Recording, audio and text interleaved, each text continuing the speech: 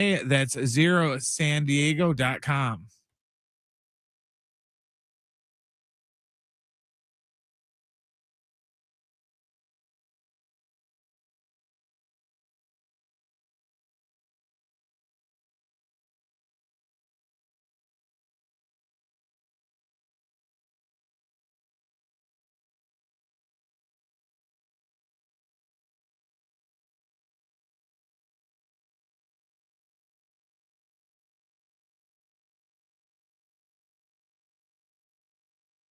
All right, we're alive and back. Schaefer and Sliwa, Monday afternoon, getting you ready for Padres and Braves coming up tonight. Alan, good to see you. We spent the long weekend together. We spent a lot of time together. We spent a lot of time together. Monterrey, Mexico, and everywhere in between. Can I give you a compliment?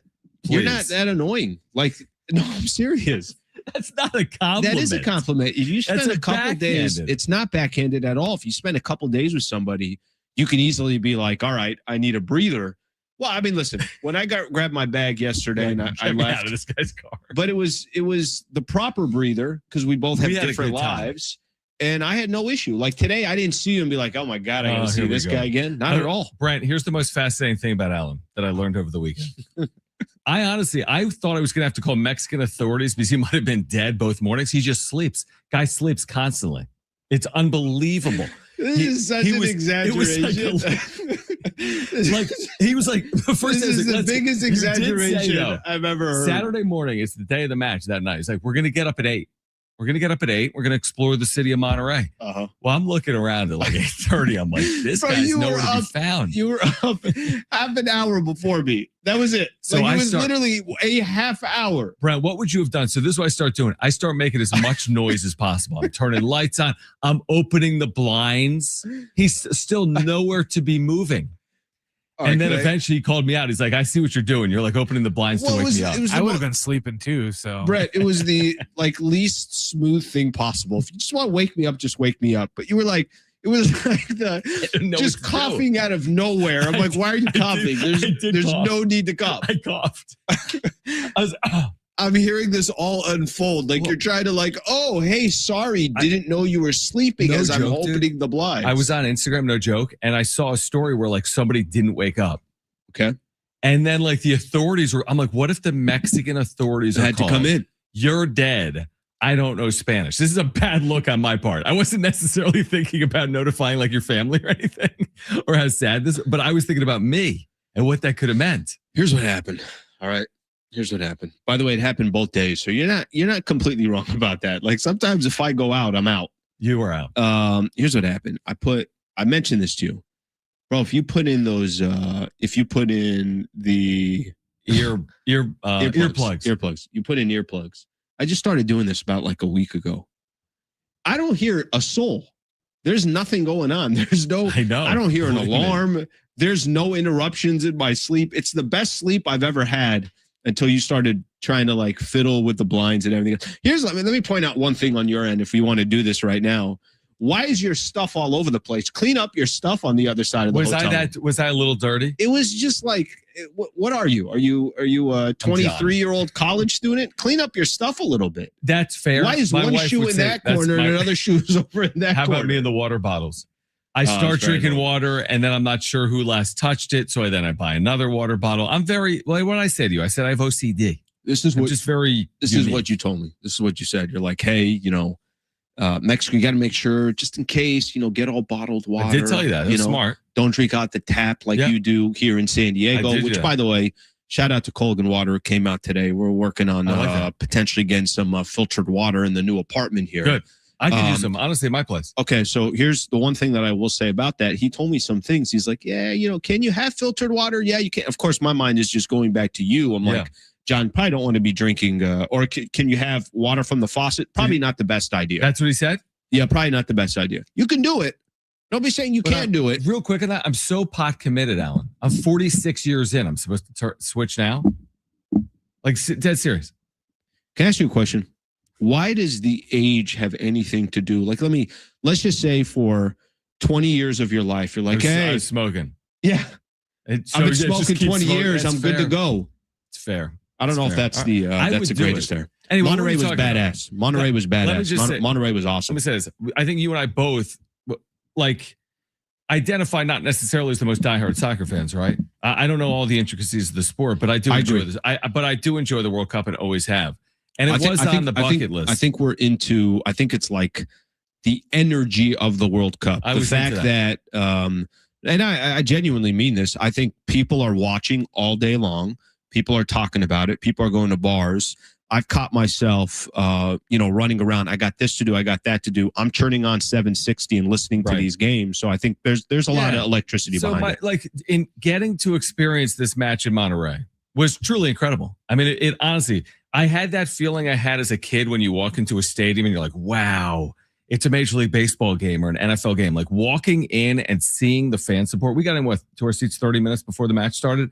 And the solid 45 chanting and the passion, and the place was 90% filled up before we even got into our seats. So I thought it was one of those experiences you're going to remember. I will for a long, long time, just because I always wanted to see what it would be like, and it did live up to the hype in terms of getting to the match. Here's what I think the difference is. Obviously, if you got a USA game, or you got an Argentina match, or you got a France, you got one of these, Germany, obviously if any of these countries are in the States, there's going to be an incredible environment. I do think it's a whole different beast when you're in Mexico, period. Like, it's Mexico. This is what these people live for. I like that breakdown. They live for freaking soccer. And to be in one of their stadiums in the heart of Mexico, in Monterrey, which, by the way, we had a guy that was giving us some great information of their soccer league as well, the Mexican Soccer League, which obviously they got a squad out here in Tijuana. You and I are going to catch one of those games. Plus, we got to catch a baseball game when we're there. But I think that's where the environment goes to another level. It goes to another level the moment that I think you step foot on that soil in Mexico, because you know how much they care about soccer. Yeah, no, 100%. I think I just indirectly took a shot at the United States, but you know what I'm talking about. No, I mean, listen, it was an amazing experience. I'm really excited about the tournament moving forward because the U.S. is 2-0. Mexico's 2. It was just cool. It was just really cool to experience. It really was. To be there on the ground, experience it. I don't know the next time I'm going to do that. You were talking for the next 12 hours after the match about going back to Mexico and seeing Team Mexico at the Azteca until you saw the prices at SeatGeek, which is not exactly a cheap ticket. Okay, let me ask you this question. Is it worth going to Mexico City? Let's just say they get to the round of 16. Right. Now, they're going to have a game at the Azteca. Yep. For round of 32. Correct. If they win that, they'll be there again. They'll be there again in round of 16. Correct. Is it worth going to Mexico City for the round of 16 and not going to the game? Get into one of those viewing parties. Get into one of those. It's a good question. It's like you've done Super Bowl weeks, like radio. Have you done Radio Row? No. Been around to Super Bowl week? Not done Radio Row, no. I was going to say, like, is it worth being at Radio Row? But I think it's a terrible example. Why is that? Because think about what I'm talking about here. If Mexico is in a game at the Azteca in Mexico City for a round of 16, like, think about where Super Bowls are. They're all in Houston, LA. It's the equivalent of like an AFC championship game or an NFC championship. Those are the games you want to be at over a Super Bowl. Would you want to be in Kansas City the week of an AFC title game between the Chiefs and the Patriots? I don't know the answer to that. No, I'm being serious. I don't know. Would that be a good experience? I got a better example for you. Would you want to be in Argentina when Argentina is in even if they're nowhere near, they're not playing in Argentina by any stretch? I think that's what Mexico's going to be like. Well, then maybe just go to TJ, because you'd be in Mexico for a Mexico match. Do you want to fly to Mexico City to take in the match? Yeah. Or do you want to just go to TJ, where they're going to have crazy watch parties? All right, we got some stuff to figure out. Bro, tickets were that dream was over pretty quick last night. It's $3,700 to get in. What's $3,700 a month? I mean, it's the experience of a lifetime. It's a lot of money. $3,700 is a lot of money. Brent, you down?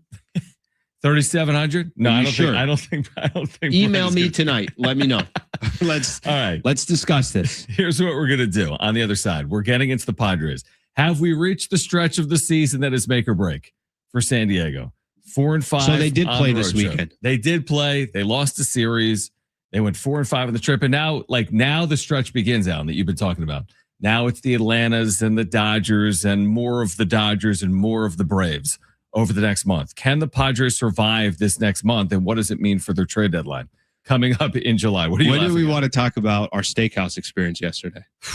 We can do that right now. We'll do it coming up. We'll do it coming up. Believe it or not, it wasn't the greatest experience for me at the steakhouse yesterday as a vegetarian in Mexico. Believe that or not. Plus, is this do or die for the Padres heading home to take on the Braves beginning tonight at 7:10, by the way, down at Petco Park? This is Schaefer and Sliwa, San Diego Sports 760. We're live on the iHeartRadio app.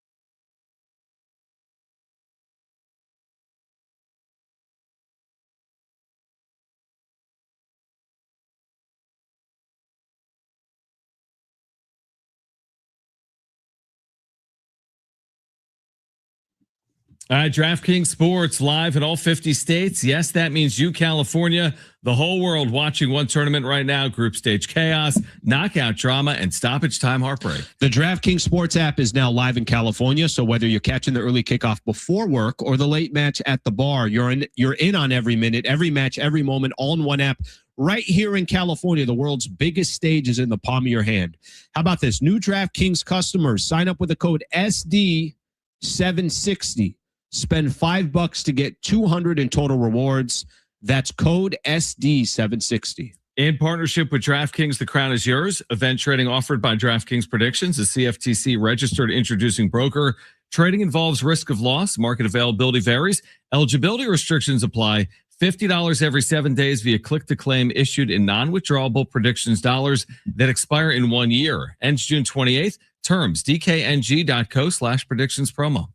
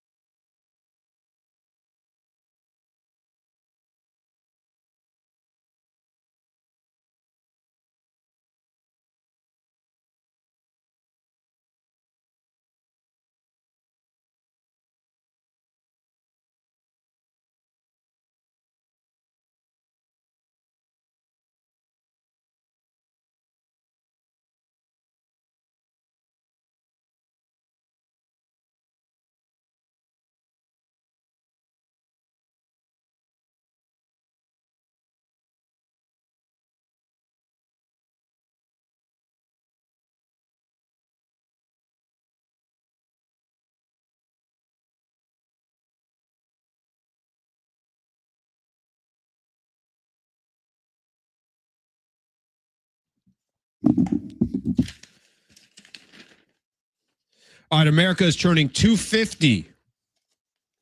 And San Diego Sports 760 is celebrating with $250,000 in cash. Listen for your chance to win $2,500 so you could take the ultimate American getaway. Visit the states, the cities, landmarks, and national parks that make our country amazing. Win your share of $250,000. Just listen for the keyword, then enter it at sportssd.com. Your next chance to win is coming up after 5 p.m. on San Diego Sports 760. Three things. We have tickets to see Britt Floyd, Cal Coast Credit Union Open Air Theater on campus at San Diego State, Saturday, July 11th. So we'll tell you how to win those. Mark Ziegler is on the show. You missed another shot. At 5 p.m., more on Team USA and on the Aztecs basketball team. And then Kevin Acee at 5:30. Padres tonight, Alan, begin this difficult stretch. This is a 7:10 start for whatever reason. I think national TV. But it goes ESPN. ESPN, thank you. Braves, Dodgers at home. At Cubs, at Dodgers for 4. D-backs and Blue Jays at home. Then the All-Star break. After the break, 10 straight on the road to start the quote-unquote second half. That's what's to come for the Padres. How do we feel about where this team is right now at 2 games over 500 coming off the 4-5 trip? I mean, we separate these two, right? We could separate the competition they have coming up. And I think we could kind of also just give, what were we? We basically walked in the weekend saying to ourselves, no, actually, we hadn't done a show since Thursday, right? We had Friday off. Yeah. So we missed the series. So by that point, yep, that's right, because they finished the Cardinal series and then go from there. I think there's I'm just going to kind of continue to say probably a same theme that I've had here for the last 30 days or so. And I think, unfortunately, time is just solidifying that more and more. They're not a good team. They're just not a good team. And I think we got to be honest with ourselves. They jumped out to such a great start. Give them credit. Got to 11 games over 500. There was a point that I think you were shocking all of Major League Baseball. Every expert that we had on, every MLB insider that came on, even us having the conversation, a lot of people kind of saying the same thing. Hey, I don't know how they're doing this. This is not normal. The numbers don't add up. If you like analytics in baseball, you don't like analytics in baseball. People were looking at the Padres analytically, and they were saying, yeah, this ain't sustainable. So take the last 30 days, take this 9-game road trip. This is who the Padres are. I think this is a more accurate description of who they are. We're not that far from hitting the halfway point of the season, right? Getting pretty close here. Couple games away. Brother, it's a 50-game or it's a 50% sample size. Right. Is this not who they are? Are you shocked they went 4-5 in a 9-game road trip against 2 squads that were really irrelevant? Average, yeah. Not even average, below average. But that's what the Padres are. The Padres are not guaranteed to win any game. So, yes, we could start talking about how tough the schedule is going to be whenever you feel like it. I'm happy to do so. But they didn't gain ground in the Mets, Reds, Baltimore, St. Louis, Texas, kind of take all these games together. What are you, 1 or 2 games over 500 in that stretch? They didn't gain any ground. Yeah, it's interesting because, like, you know, the chicken egg thing, like, what's more concerning? Is it the starting pitching right now, which has been awful, or is it the offense, which has been awful? But, like, to your point, how much of this even matters? Remember we had the conversation last week. I'm like, what exercise are we doing here? Like, what is the exercise? I think the current exercise is this. Can they get to the trade deadline still as buyers? And in order to do that, what's it going to take? You have to go over 500 in this stretch that's coming up? Is that what you have to do? What do they need to do over this stretch to be an actual buyer, like a legitimate buyer? They're going to have to play a lot better than they've been playing. I think I'll simplify it. They got to show that they're a quality team. Wouldn't that be the definition of saying go buy? You have to show that you're a quality team. Your definition of quality might be different than mine. Mine's all record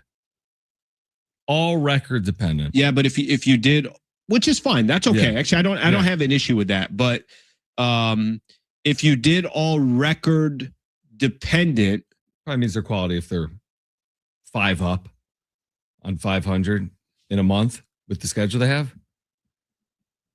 That means they're going 3 games over these games they're about to play against the Dodgers and the Braves, etc. That's enough to tell you. I get it. I mean, I could be sold on it. I could be sold on the fact that, hey, all you're trying to do is just get into a wild card spot. If you went through this type of stretch, that means you beat playoff teams.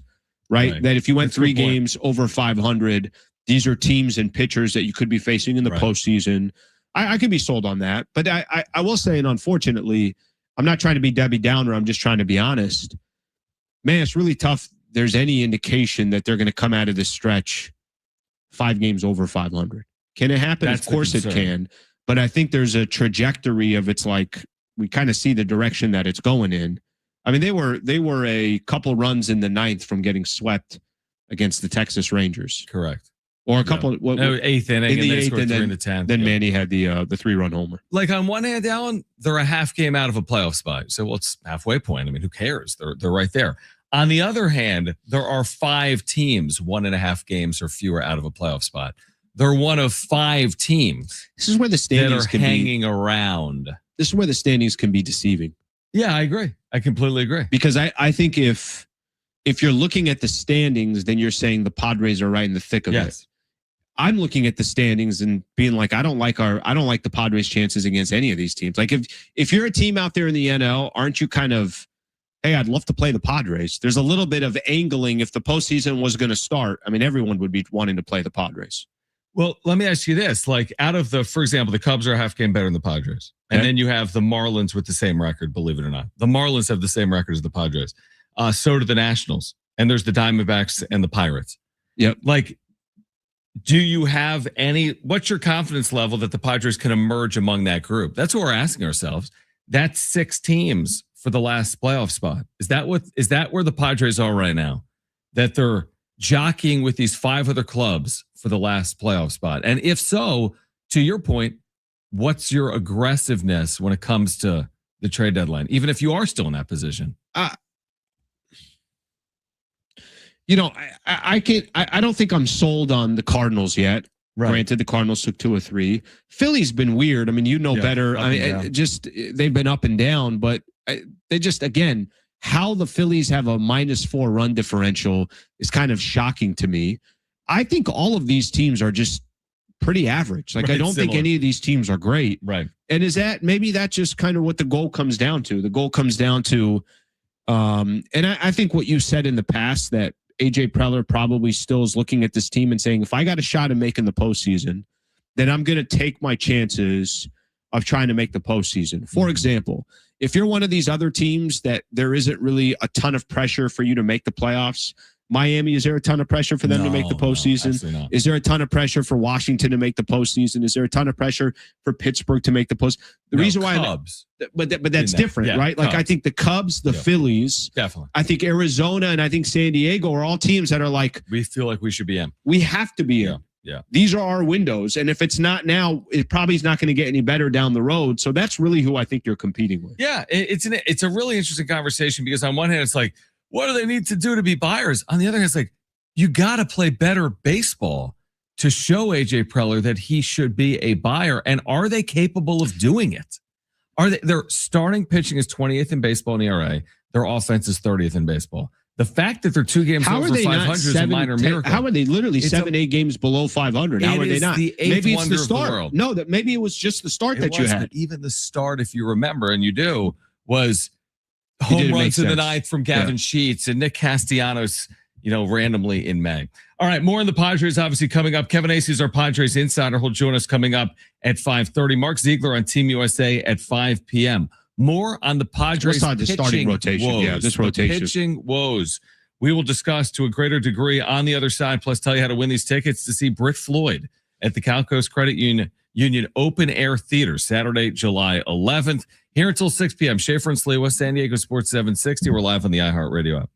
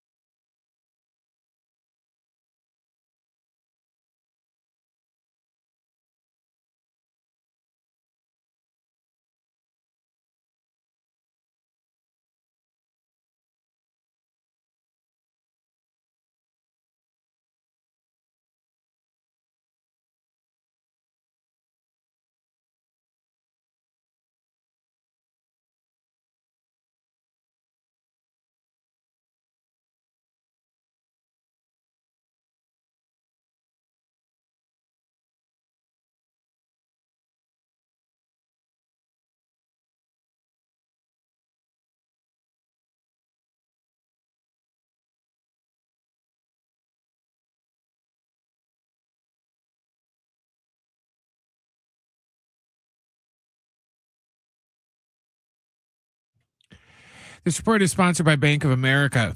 The Padres are downtown at Petco getting set for game 1 of their series tonight against the Braves.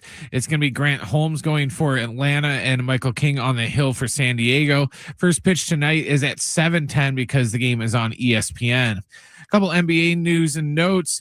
Michigan coach Dusty May is finalizing a deal to become the Dallas Mavericks' next head coach. And Trae Young signed a 4-year, $212 million contract with the Wizards today. We got one final from the World Cup today. Argentina defeated Austria 2-0, and right now France leads Iraq 1-0, and they're in a weather delay.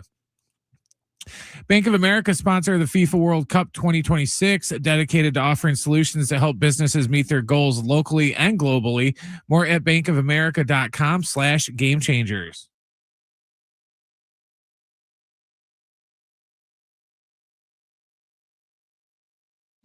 All right, looking forward to connecting with Mark Ziegler from the Union Tribune at 5 p.m. Kevin Acee, our Padres Insider, he'll join us at 5:30. Padres back home, taking on Atlanta. You need to turn your mic on. Back home. Back home for the Padres. We touched on this briefly earlier, Alan. You have some notes on this. The starting pitching issue the Padres are experiencing. We have spent so much time the first 2 months of the year talking about this egregious offense. I think it's the right word. I mean, the offense has been terrible. Breath of fresh air for the offense. They're like, right. Hey, there's a new topic. That's the issue. It's like there's a new topic. We spend so much time on the offense, but is it the offense or is it the starting pitching right now that's weighing the Padres down? Or is it both? Combo, both, brother. Both. Yeah, I mean, I'll kind of read some. Kevin Acee had a really good article today, you know, part of his mailbag and everything else. But just to kind of give everyone an idea, go down the list. Who do you want to talk about? You want to talk about Giolito? You want to talk about Griffin Canning? You want to talk about Randy Vasquez? You want to talk about Michael King? The only pitcher that actually has been pretty damn good is Walker Buehler. His last 8 starts, 2.76 ERA. Only Padres starter you could say consistently going deep into games. And if I'd have told you that they got the version that they've got so far from Walker Buehler this year, man, would we all have kind of been like, wow, you know, what does that mean? What's the trickle down effect? The starters have been bad, and it's kind of a fresh conversation for us to have because we've spent so much time talking about how anemic the offense is. That's the problem that I have when we talk about this team. It's like, what is their identity? Is their identity they have a good bullpen and that's it? I mean, it's really, really tough to win games when all you have is just a solid bullpen.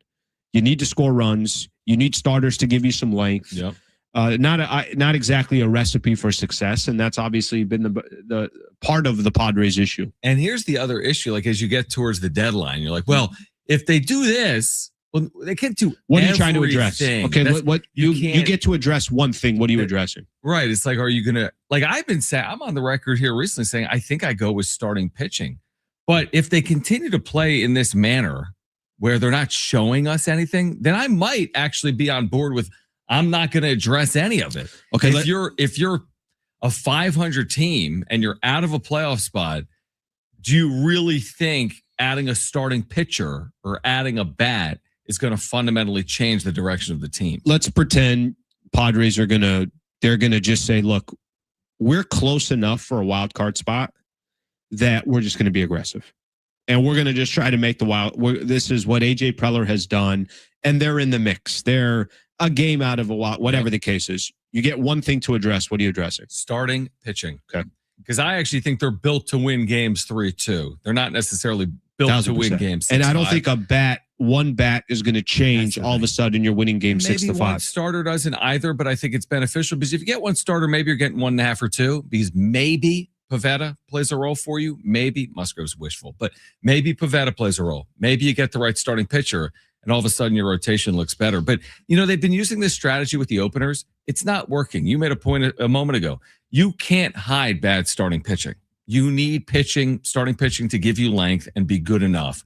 And their starting pitching isn't doing that. So the issue they're running up against is like, I've used this analogy. They got a hole that has leaks, not a leak. They have leaks. How do you address a boat with leaks? It's not easy to do. And that's what they're dealing with right now. You know, what's really, really tough is to have, you said something about Nick Pivetta and Joe Musgrove? I mean, it's been a while. It's been a while. I honestly, I don't know what to say. To count on them, you're saying? Yeah, I mean, it's such a bummer. But do you remember the moment Pivetta got injured, and Stammen said, I want to say after that game, he could potentially not even miss a start. He said that, yes. I do remember that. Here we are now on June 22nd. He's not even throwing, is he? I don't think we have any update on any of these guys. We'll double check it, but I mean, and no it is significant. And it is, update. Yeah, it is big news when there is an update. Yep. Musgrove talked. What was it? Maybe a couple weeks ago. Yeah. But neither of these guys. I mean, if we're sitting here today, is it a little bit of a maybe pipe dream is not the right way to put it, but like you said, maybe you're getting a pitcher and a half back. Let's just say Pavetta's back within. Let's say he was back August 1st. Is that not best case scenario at this point? It's best case scenario, yes.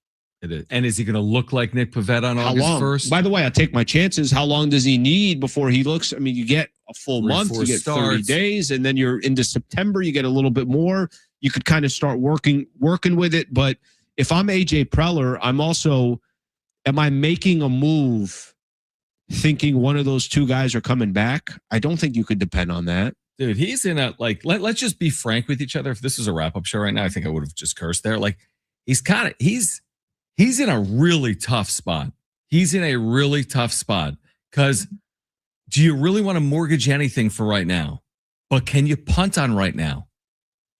So if they do end up at the deadline, Alan, and they're 3 games out of a playoff spot, very reasonable, by the way. I mean, look at the schedule. They could be worse than that.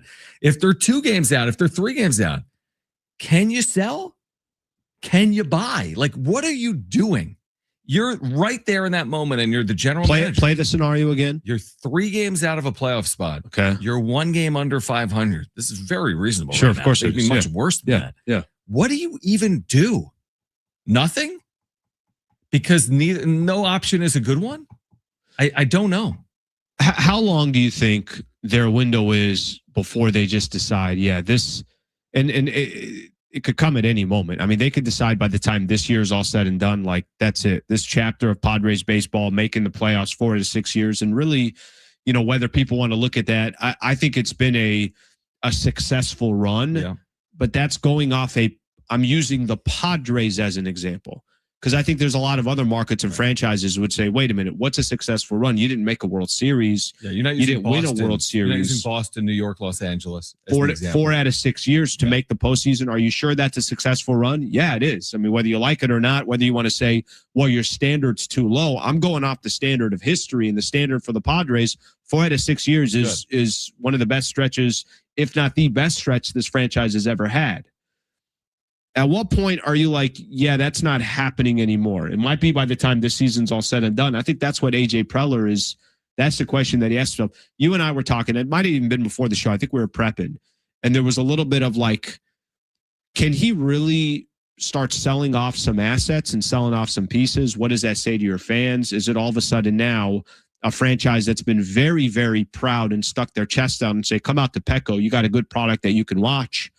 How much does that change over the next 2.5 months? You have an ownership group that just a valuation of almost $4 billion that just came in, and you're selling at the trade deadline. Like, how much of this also is? It always is. We can't lose. Like, there is no scenario of giving up this year until you're mathematically not in the picture. Yeah, I mean, that's a good point. I think there is a scenario before the math says there isn't a scenario, but I think it's going to take a lot. And the other thing is, what can you even sell? You have immovable contracts, immovable, even if the team isn't playing well. Now, could you move Mason Miller? Yeah, absolutely. But does that make sense? You traded away Leo DeVries, and now a year later, you're going to move Mason Miller. So, like, who are you moving? What's the big move? Even if you do fall under 500, we're like, man, we're getting so many assets back. I don't know if that move exists other than Mason Miller, truthfully. And I'm not advocating moving Mason Miller. You gave up a lot for him, and he's under control. Going to go move Mason Miller 1 year later because this team isn't playing well? I'm with you. That's not what you do, but that's the problem with having Mason Miller. Yeah, I know. It's like Mason Miller is not supposed to be on a team that ain't competing. I agree. You can't have the best closer in baseball and somebody with just the filthiest stuff that was being talked about early in the season about, hey, if this guy can keep up this pace, he's kept up his pace. The problem is the Padres haven't kept up their pace to put Mason Miller in positions to close. Exactly right. What value does Mason Miller give to a team that's not in playoff contention? Not a lot. And I'm not advocating go trade Mason Miller, but I go back to I can have a shortstop on a bad team and everything is all good. Yeah. Having a closer on a bad team is you don't even see him. You just don't see him. In June, brother, I feel like we have 2 saves. We looked the other day in Monterey, no joke. We pulled up. I think he missed a couple of days for bereavement, but that tells the story. He's had 2 saves. I mean, here's the reason I would argue. I don't care what happens for a month. Hear me out. Let's say they go 10-20 over the next 30 games. It's basically a worst case scenario, right? You fall out of it, so to speak. He's under control through 2029. Yeah. So that's 3 more years. Would you really move him just because you fell 7 games under? Yeah, I wouldn't. I don't think I would either. I don't think I would either. But I'm not moving him because say you should probably. I'm not moving him because that's a good amount of time you still have Mason Miller for. A lot of time. And I think there's going to be, obviously it's not like Mason Miller's value is going to decrease over time. It doesn't feel like it. I get the team control. You got more teams involved that don't necessarily have to pay him when he's becomes a free agent. But I think that conversation probably getting a little bit ahead of ourselves. And that's the main reason why we're getting ahead of ourselves is because we've had such a frustrating conversation about this team. Well, here's what we're going to do on the other side. Speaking of immovable contracts, is there a way to move one of them? We can discuss that coming up on the other side. Plus, Kevin Acee with more on the Padres just floundering right now. He'll join us live at 5:30. Mark Ziegler on Team USA in the World Cup at 5 p.m. We'll tell you about how to win these tickets to see Britt Floyd coming up as well. This is Schaefer and Sliwa, San Diego Sports 760, live on the iHeartRadio app.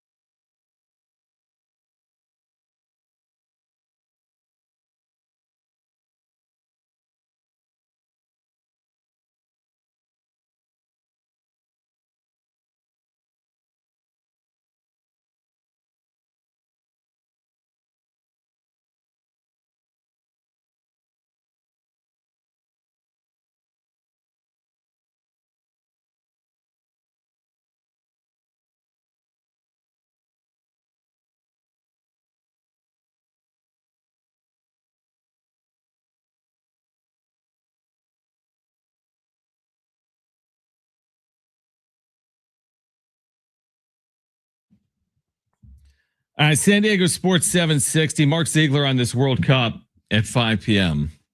What do you have to tell our listeners? You can hear Team USA's next match versus Turkey right here on San Diego Sports 760 this Thursday. Coverage begins at 6:30. 2026 World Cup coverage lives on San Diego Sports 760. I had an interesting thing just happen earlier today where they're like, Messi's the all-time leading goal scorer in World Cup history. An amazing accomplishment. They got the list, right? The list. And that was his 17th goal earlier. Then he added on. He's got 18. He had 2 today. Like, wow, what an amazing accomplishment. Right. He missed a PK. It's like, this is an unbelievable record, right? Well, then I find out later in the day that Mbappe for France, who has scored today, they're in a rain delay or a lightning delay. He's already scored 15. He's only 27 years old. Crazy. So I thought that the Messi thing, I'm like, wow, nobody's ever going to do that. And then all of a sudden, somebody's almost already done that for France. When I saw that, because they had that stat, this is, obviously on 2 straight days, Mbappe and for France, Argentina or Messi for Argentina, they play on the same day. And they both had these amazing days. So they're both just scoring these goals. And when I initially saw the list, I'm like, wait a minute, what do you mean Mbappe? Why would Mbappe? Obviously, something's wrong here. He's young. Mbappe's a few goals back from Messi. Messi's already scored 5 goals this tournament. And he's in 2 games, he scored 5 freaking goals. Is Mbappe 3? Did he score 2 in the first one and 1 today? I think that's right. He did. Yeah, he scored 2 in the first one. Yeah. Remember, this is different. Messi's, in my opinion, Messi's going to be remembered for a long, long time as the greatest soccer player of our lifetime. Definitely top 30. Definitely top 30, 100%. But remember when Drew Brees was the all-time leading passer was it touchdown passes or passing yards? And they did this whole celebration on ESPN about it. But then within the year, Tom Brady passed Drew Brees. Yeah. And I feel like there's almost an inevitability to Messi being passed by Mbappe because he's 27. What's crazy about Mbappe, I mean, he's been in the last 2 World Cup finals. If France doesn't lose that World Cup to Argentina, he would have 2 World Cup crowns right now. Yeah. Messi would still be searching for it. He wouldn't have one. I mean, that was the missing scenario. That was the missing link there. So he obviously got it, and here he is now. All right. So coming up at 5 p.m., Mark Ziegler with more on Team USA in this World Cup. At 5:30, Kevin Acee is going to join us. Hector wants to weigh in on the World Cup. I know Hector's a big soccer fan. Back with us here on Schaefer and Sliwa, San Diego Sports 760. Hector, what's on your mind, man? Hey, first off, thanks for the Dave Chappelle show, dude. That was amazing. My favorite comedian of all time. But how was the show? Yeah, how was the show? That? It was amazing. He went through his classics. He came up with some new material. But yeah, on the World Cup, dude, I was going to say that Mbappe guy, if he stays healthy, he's going to shatter every single record. And the way things look now, I'm sure you're going to talk about it with Mark Ziegler. Yeah. There's a potential for Mexico and the U.S. to meet up in the semifinals if they make it through. That would be the waiting bonanza, dude. So yeah. Can you imagine that? Thank you, Hector. Can you imagine? I mean, speaking of getting ahead of ourselves, we're talking about the trade deadline and Mason Miller. Getting ahead of yourself would put Team USA and Team Mexico in the semifinal. The fact that it's a conversation. I mean, listen, obviously, most likely that's not going to happen. But I would have told you before the tournament, it's like, well, if it doesn't happen, USA didn't do their part. USA's freaking doing their part. I mean, they've looked phenomenal. I get it. It's just 2 games, but they've looked amazing. You haven't played the big boys yet, and that's these are the big boys. These are the ones when you think soccer, or the France's, you think Germany, Spains, you think that's who you think of, and USA and Mexico obviously trying to work their way in there. Mexico. I stayed for the first half of their game on Thursday when we were in Chula Vista. Did they win? Phenomenal environment. They're 2-0. Great environment there too. That was a great afternoon in Chula Vista watching Team Mexico. I'm with you last Thursday. All right, we'll get back to it with Mark Ziegler at 5 p.m. Back to the Padres for a moment. We know the trade deadline's still 5-6 weeks out. But there was an interesting scenario that once again played out yesterday with the Giants and Rafi Devers. And the Giants are out of it. They've been a complete train wreck. The Rafi Devers deal has been an abject failure. A lot of people thought, what an amazing trade. They landed Devers. They've been terrible since they've landed Devers. So what about the theoretical, and this has been out there a little bit in the ether on social. People have discussed this. This isn't the first time this has come up. You got an immovable contract in Xander Bogaerts if you're San Diego. The Giants have an immovable contract and player in Rafi Devers. Devers is a malcontent, and it played out yesterday. He didn't want to be removed from a game. He shoot off the manager and the pinch runner. Eventually left the game all bothered. He's calling. He just wants to stay at first because he's slow. Is there a world where I mean, you trade a couple of players that aren't working out in their current markets and that benefits the two franchises, or is that just way too far-fetched to even consider? Giants and Padres. Bogarts, Devers, they both have no trade deals, presumably. I know Bogarts does. I mean, let's put it this way. If anybody called the Padres and said, hey, we're interested in Xander Bogaerts. You're listening. I mean, am I listening or am I like, hey, let's not even have a phone call about this. I'll come visit you wherever you're at. Right. You know, I think for the Giants, I don't think they're going to get older, and I don't think they're going to get, obviously the Xander Bogaerts. You could say, well, Xander can be a good locker room guy. You could try to make some cases for Xander. Maybe Xander just needs a new scene or anything like that. But if there's a front office in Major League Baseball that wants to trade for Xander Bogaerts, I really, really question that front office. Fair point. I just don't think the guy's going to get moved anywhere. It's that contract we've talked about. Anytime you talk about Xander, you immediately say, this is one of the worst contracts in all sports. Right. You really do. Like there's no way around it. That's what it is. I'm sure there's worse contracts out there, but it's different. I mean, NBA, you can't get more than a 5-year contract. Right, Most of these guys, it's like, he's got 3 years, the X amount of dollars left. Yeah, but he's only got 3 years left. Right. Xander is here till, cows come home. Yeah. Till 2080. Right. So, exactly.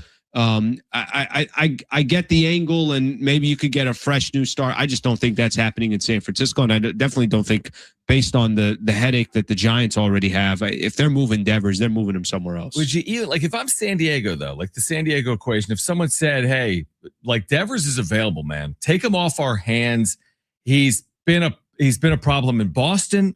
He's been a problem now here. Like, do you think you could fix him if he came here? Do you deal with the headache because the guy can hit? He leads baseball in doubles, or at least the National League. Hasn't had a great year, obviously, but he's been good enough. Do you take it because you can't hit and say, I'll figure it out? I'll figure out all the other issues the guy can hit. I think there's a little desperation right now for the Padres that if you can get a guy that's not working somewhere else, but has the offensive tools to literally kind of change your entire lineup, I think it should be discussed if you're the Padres. Mm-hmm. I think that's listen, they're if they weren't in the situation, let's put it this way. Do you think the St. Louis Cardinals are going to go try to get Devers right now? No. Do you think that, I'm trying to think of young teams, up and coming teams. Like, do you think that's the route they should take? I don't. I think teams that are there's a little bit more desperation, go after a guy like Devers and say, maybe he could be the answer. It would be a complete desperation move. Yeah. But if you could get out from underneath Xander Bogaerts, which to your point, you can't. Like, if you're the Giants, why would you take on Xander Bogaerts? You wouldn't. Just to get rid of Rafi Devers? No, you wouldn't. I mean, that would be desperation on both sides. All right, we're going to get to the wrap coming up at 4 p.m. Mark Ziegler is on the show coming up at 5 p.m. and Kevin Acee is our Padres Insider at 5:30. We went to a full steakhouse yesterday and then left. Yeah, because I don't eat steak. Yeah. And here's what I told the guy, Brent. And it wasn't great because it wasn't a good look. It wasn't I'm like, good. listen, I apologize. I didn't recognize you literally had nothing other than meat on the menu. He goes, no. We have things other than meat. We have baby mushrooms. Goat. We have baby goat. Oh, yeah, that's right. Goat. So that doesn't count. I still see baby goat as meat. I think he tried saying, hey, you're not a meat guy, no problem. We got baby goat. So I respect his hustle. He's hustling. To be fair, you could say the same thing. You eat fish. I do. So I could see his confusion to where maybe you'll make an exception for. He said, "Listen, just goat. Have the baby goat." And probably didn't happen. Probably didn't happen. All right, the wrap on the other side, giving away tickets as well to see Britt Floyd at the Cal Coast Credit Union Open Air Theater Hour 2. Schaefer and Sliwa, San Diego Sports 760, and live on the iHeartRadio up next.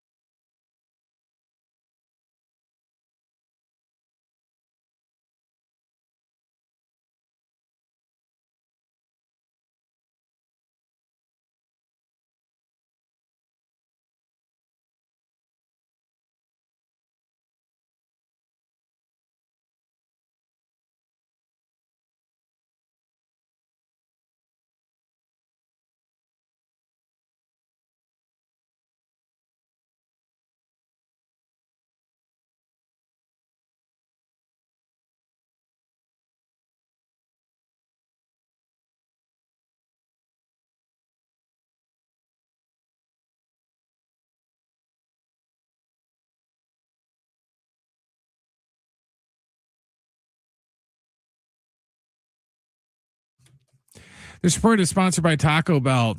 The Padres are downtown at Petco getting set for their series against the Braves tonight. It's going to be Grant Holmes going for Atlanta and Michael King on the hill for the Friars. First pitch tonight is at 7:10 because the game is on ESPN. A couple NBA notes. Michigan head coach Dusty May is finalizing a deal to become the Mavericks' next head coach. And Trae Young signed a 4-year, $212 million deal to stay with the Wizards. World Cup, we got one final today. Argentina beat Austria 2-0, and France leads Iraq. They are still in that weather delay. Taco Bell's Lux boxes. Choose the $5, $7, or $9 box now with new Fajita Street Chalupas. Limited time at participating stores while supplies last. Prices vary. It freezes and specialty drinks not included. Tax extra.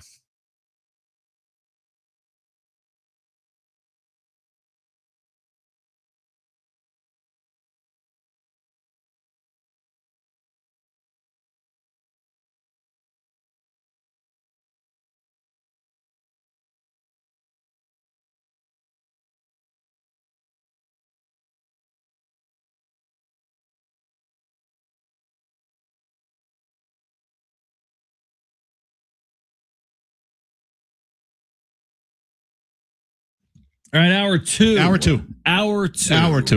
Mark Ziegler will join us at 5 p.m. That would be hour 3. In the third hour of the show, he's been writing about the path that has presented itself for Team USA in this World Cup in the knockout round. Freaking love this World Cup. So we'll get into that at 5 p.m. Kevin Acee, not as enjoyable the way the Padres have played.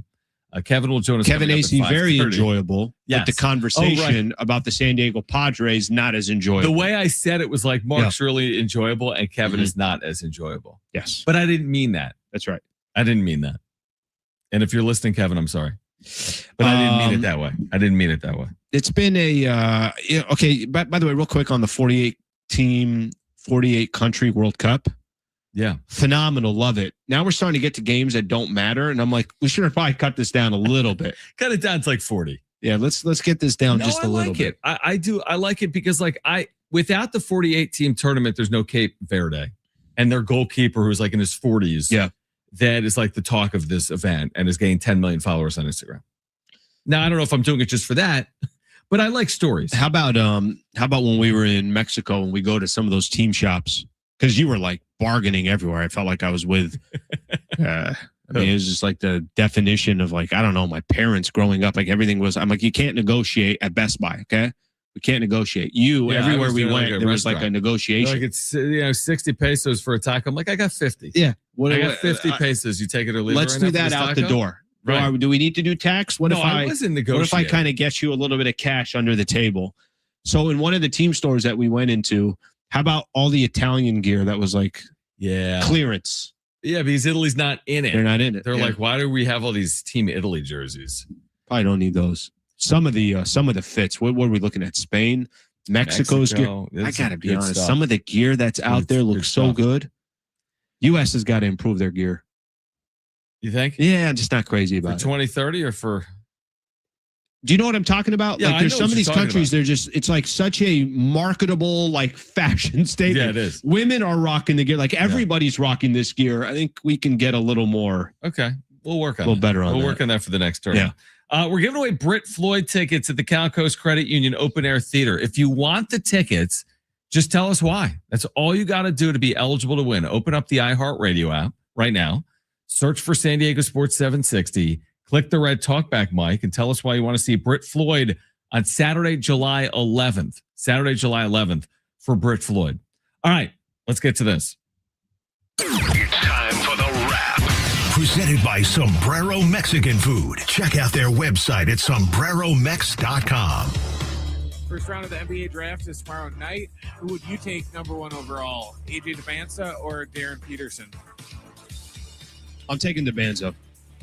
Yeah, I just, Peterson is an absolute stud. Don't get me wrong, but he's got to be with the right organization because everything I've heard from his days in college to now, it's like, listen, it's not that it can't be changed. It can, but I don't know. Do I want a franchise? Do I want a pre-Madonna already coming in and we haven't even played a game yet?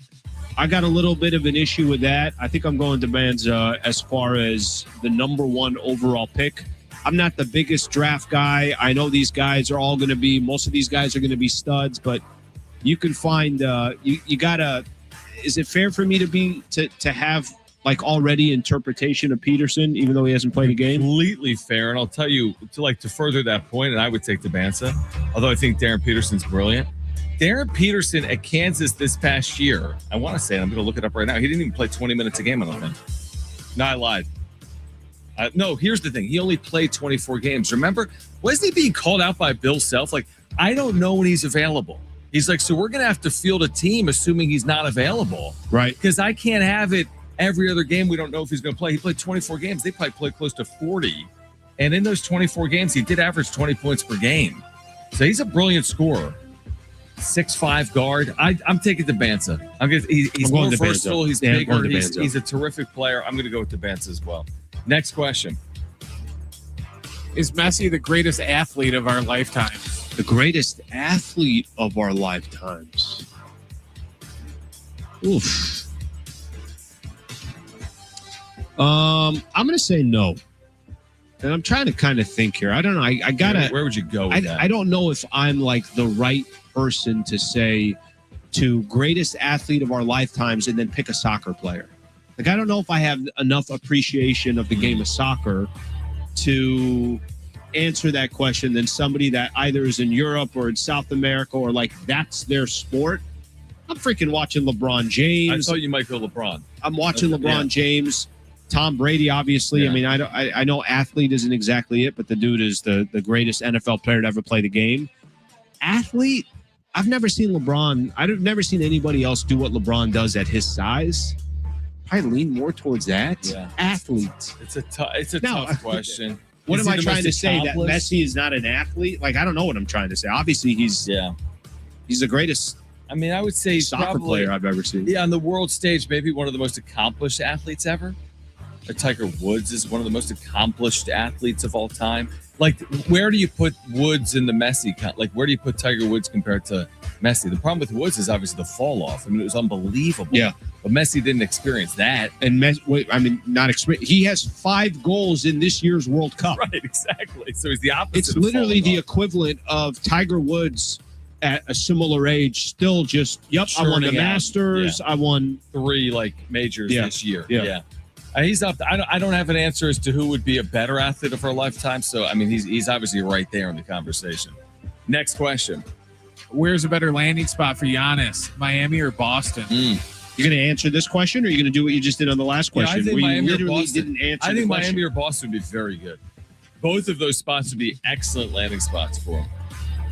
I think that's a really good response. That was a really good response. One of those two. One of those two would be phenomenal. Boston to me. Better landing spot for Giannis is Boston. I'm still confused about the trading Jaylen Brown. I mean, I think his game is phenomenal. Yep. If I'm a Bucks fan, I want Jaylen Brown on my team.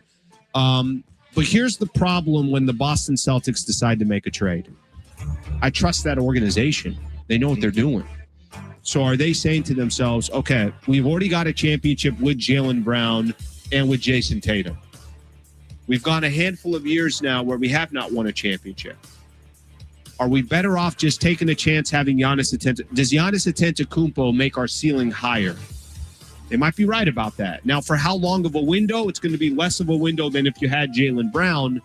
Of course, you trust Miami, you trust Spoelstra, you trust the Miami Heat, but I just think as of today, I think the Celtics are better run than the Miami Heat. I think Giannis is a better spot for him. The interesting, I'll spin it this way and not answer the question. I think Milwaukee would be better served to go get Jaylen Brown than they would be to get picks. That's how I look at it right now. And I think it's a service to their fans to go play at least a little bit more for now than for later. With all that being said, I think it makes the most sense also for Giannis to end up in Boston. I think Miami's a very well-run organization. Boston's better.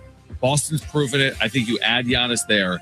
They're the Eastern Conference favorite. So I think Boston makes the most sense. I will say this. If Milwaukee gets Jaylen Brown, I don't know how much you owe it to your fans. You won an NBA championship. They hadn't won in 50 plus years. I think you got to do what's in the best interest of the organization moving forward, and the fans will follow when you make good decisions. But I think that just the Jaylen Brown piece of it, if he comes to the Bucks and signs an extension, he's around for 4 years or something along those lines, I think you have just as much value with trading Jaylen Brown as you would with trading Giannis Antetokounmpo. I think that there's true value there. Next question. Will the Padres be over 500 after this upcoming stretch? The stretch is, you want to say up until the All-Star break? Yeah, All-Star break's good. I think Toronto might be that last series they play up until the All-Star break. So how many games is that? Good amount. I'm gonna say, I'm looking at their schedule right now. So these are the games that they're gonna have: 3 games set against Atlanta, 3 games set against the Dodgers, 3 games set at Chicago, 4 games set at LA, and then 7 straight. It's home against Arizona, home against Toronto. Then you go into the All-Star break. I'll say they're going to be at 5. No. Gosh, dang it. That's hard, isn't it? Yeah, it is hard. That's 20 games, by the way. 9-11 is a 500 record. I think they're 500. I think they go 9-11. I think they go 9-11. 500. Yeah, it's which tough. I think is like the right number because, even teams like the Atlanta Braves are kind of coming back down to earth a little bit, even though they're phenomenal and Padres have been awful. I say they're 9-11, and that's me being optimistic, brother. I'm gonna go with what you're selling, which is they find a way to stay at 500 or above. I could easily make the argument they won't. I could easily make an argument that one of those teams is going to sweep them, and it's very uphill if that happens. But I'll somehow bet on them. It's like it's Lucy pulling the football away always with me. I'm like, there's too much talent, there's too much of this, but I've been proven wrong all year long. But I'm going to sell it again. So then why don't you go? No, I'm going to sell it again. Learn from your damn mistake and go the other way. I'm going to sell it again. I'm just going to say they're going to find a way to be half decent for a couple of weeks against good teams and step up the competition. Based on blind faith. Yeah, blind faith. Yeah. That's exactly right. No, not based on, there's no evidence.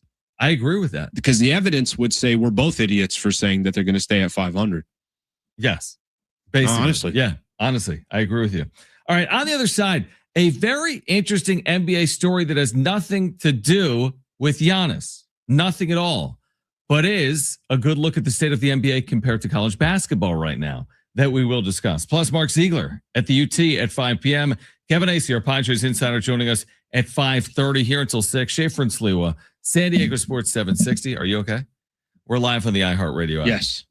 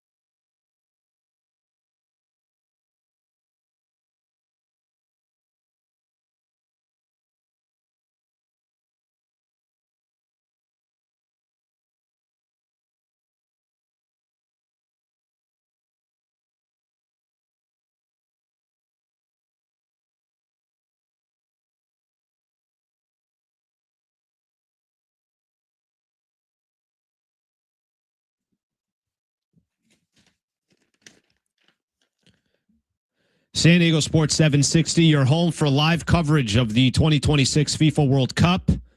Of course, everybody knows by now. Get daily match updates from the opening match to the final, July 19th.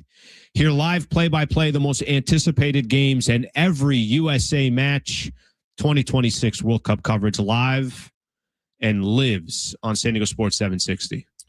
All right, Schaefer and Sliwa, Mark Ziegler at 5, Kevin Acee at 5:30. Interesting story involving both college basketball and the NBA. Why did Dusty May, the national championship winning head coach at Michigan, one of the brightest young coaches in college basketball, just leave the sport for the NBA? There's no shame in it. The NBA is the highest level of the sport in the world. He goes to Dallas Mavericks. He'll coach Cooper Flagg. He'll have a chance to win potentially sooner rather than later. But he just won the national championship. Yeah, you threw me off. You threw me off this morning when we talked about this. Like your angle was very interesting. I mean, let's put it that way. Here's what I put these two things together. What he said the night of the national championship, I saw him quoted by the media within the next 24 hours saying, "I expected the feeling of winning the championship to be so euphoric. I expected to feel something." I'm paraphrasing. But what ended up happening was they opened the transfer portal at midnight Eastern, and there I am in the locker room talking to potential recruits on Zoom, and it wasn't what I thought it would be. That was the point he was making. Fast forward 2 months, he's gone for the NBA. I tie the two together. Just think the state of the sport for some isn't what they signed up for, even a young coach like Dusty May, like when he was at FAU, taking them to the Final Four. San Diego State iconically beat them, obviously, a few years ago.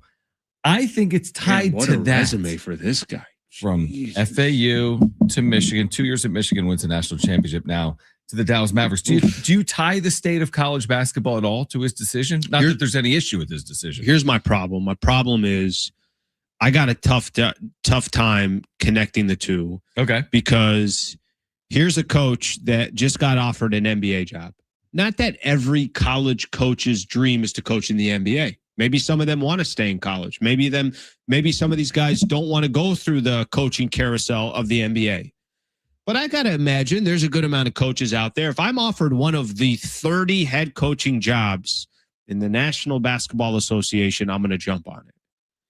Not only was he offered a job in the NBA, it wasn't the Washington Wizards. It wasn't I don't know. I'm just thinking of, some bad teams. Not that Dallas is great. But they're good enough. You can Brother, they got Cooper Flagg. Yeah.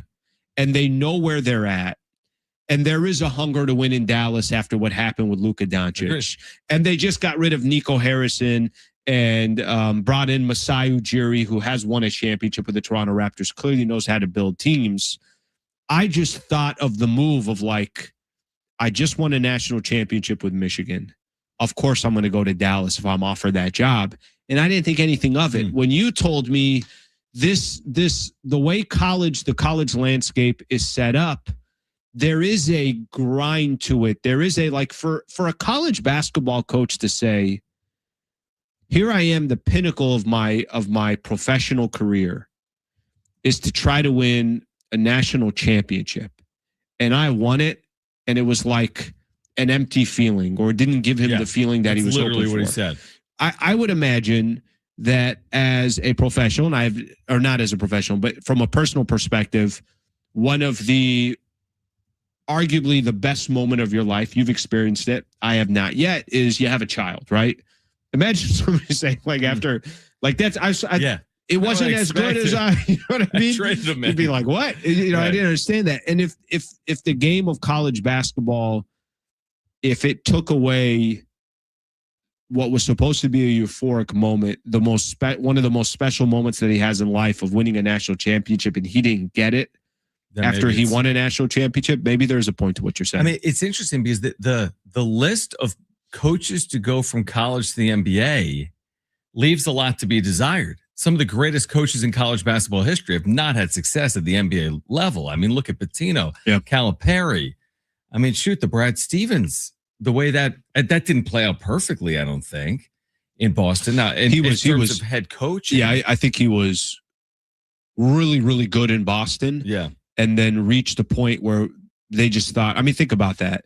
They thought he's better off being the president of basketball operations. Let me put somebody else into that slot. He did, and they did win a championship. I just wonder if you go back 10 years and your freshmen become sophomores and your sophomores become juniors, do you leave? And maybe he did. There's no shame in it. And by the way, the college will be there for him.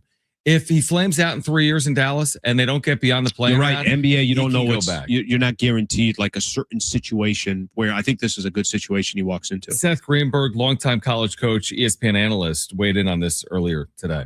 The NBA is an easier league to coach in than college basketball today because the NBA has guidelines and guardrails. He knows who his roster is going to be. He doesn't have to rebuild his roster every single year. All right. He's going to be connected with his general manager. He's going to have a roster he can build moving forward. He's got a great core group. The end of the season, Jay Will, you just said it. They win the national championship. That night, they're on the phone trying to put together the roster because they've got to sign 13 players or 12 players. So, Dusty May, great communicator, high basketball IQ. There'll be a transition. There's no doubt about it because it's a different game. You played 82 games. How you can deal with practice, how you can deal with player development, how you can deal with game preparation. But surprised but not shocked. All right, so interesting. I mean, it's kind of he went down that path to say, again, when you cover college, I think you recognize what's playing out, right? It's just different. You're almost better off, somebody that doesn't know anything different. And that's why I think of Dutch, I think of Sean Lewis, I think of some of these guys. When I see a college athlete or I see a coach like that go from one predicament and I'm sure a lot of these coaches are frustrated with the current system in college football and basketball. You're almost just, Dutch seems like the type of guy, and you'd have a much better feel for this. Hey, just tell me what I need to do and I'll go figure it out. Rather than, I wish it was this way or I wish it was that way. Dutch, I feel like his personality is, well, we're just going to evolve. You're exactly we're just right. going to, if it was that way 5 years ago and it's not that way today, well, it is what it is. And the best thing I could do is just evolve with it. Right. Sean Lewis is an interesting one because I look at him and it's not like he's old enough to have 15 years of coaching experience. This might just be the world that he knows. So it's interesting. By the way, this isn't my list, but I'm at Detroit News right now. And on the list to replace Dusty May is this man who coached there previously. One of the most successful coaches in America, Brian Dutcher. Interesting. But again, I thought when you say Michigan, now I think Brian Dutcher is going to finish his career at San Diego State. Now that's my personal belief. That's not any inside knowledge. He had previously a couple of years ago been linked to Minnesota, his alma mater. That's right. Which I think maybe he had a discussion with him. I forget the circumstance. But decided to stay. But he has spent now close to 30 years, 25 plus years here. Obviously, he's built one of the best programs in America. But when you think about Brian Dutcher's history, of course, it was with Steve Fisher at the University of Michigan. The last national championship before April was with Brian Dutcher on Steve Fisher's bench.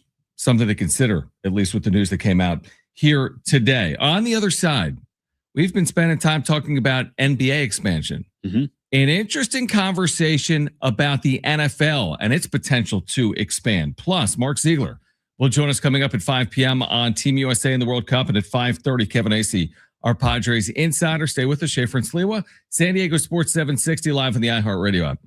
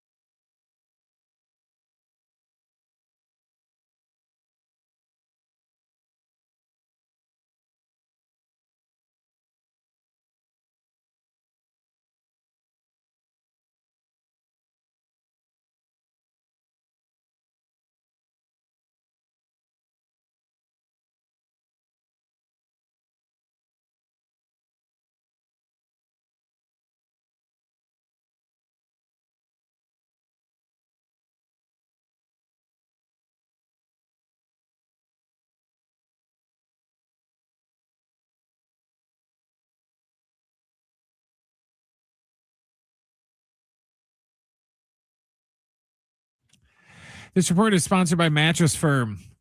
Padres and Braves are getting set for game one of their series tonight downtown at Petco Park. It's going to be Grant Holmes going for the Braves and Michael King on the hill for the Friars. First pitch tonight is at 7:10 because the game is on ESPN. In NBA news, Michigan head coach Dusty May is finalizing a deal to become the Dallas Mavericks' next head coach. And Trae Young signed a 4-year, $212 million deal to stay with the Wizards today. World Cup, we've got one final. Argentina defeated Austria 2-0 earlier today, and France leads Iraq 1-0, and they are still in that weather delay.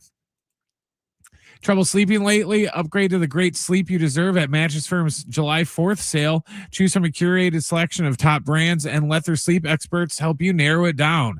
They make sleep easy.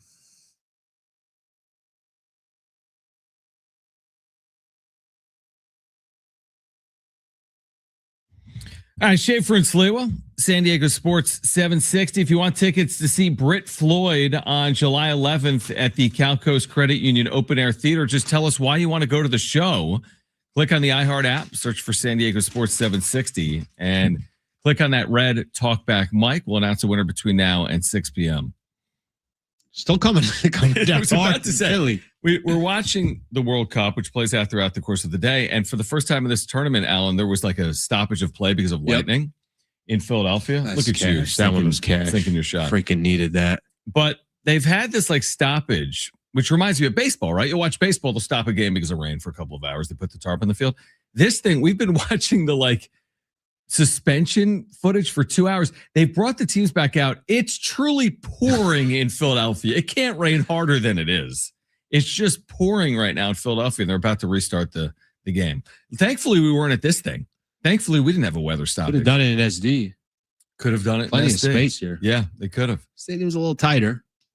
Right, exactly. Monterey, I will say this. We were in Monterey, right? Went to the match Saturday night. It was warm. It was a warm night. How about trying to get in?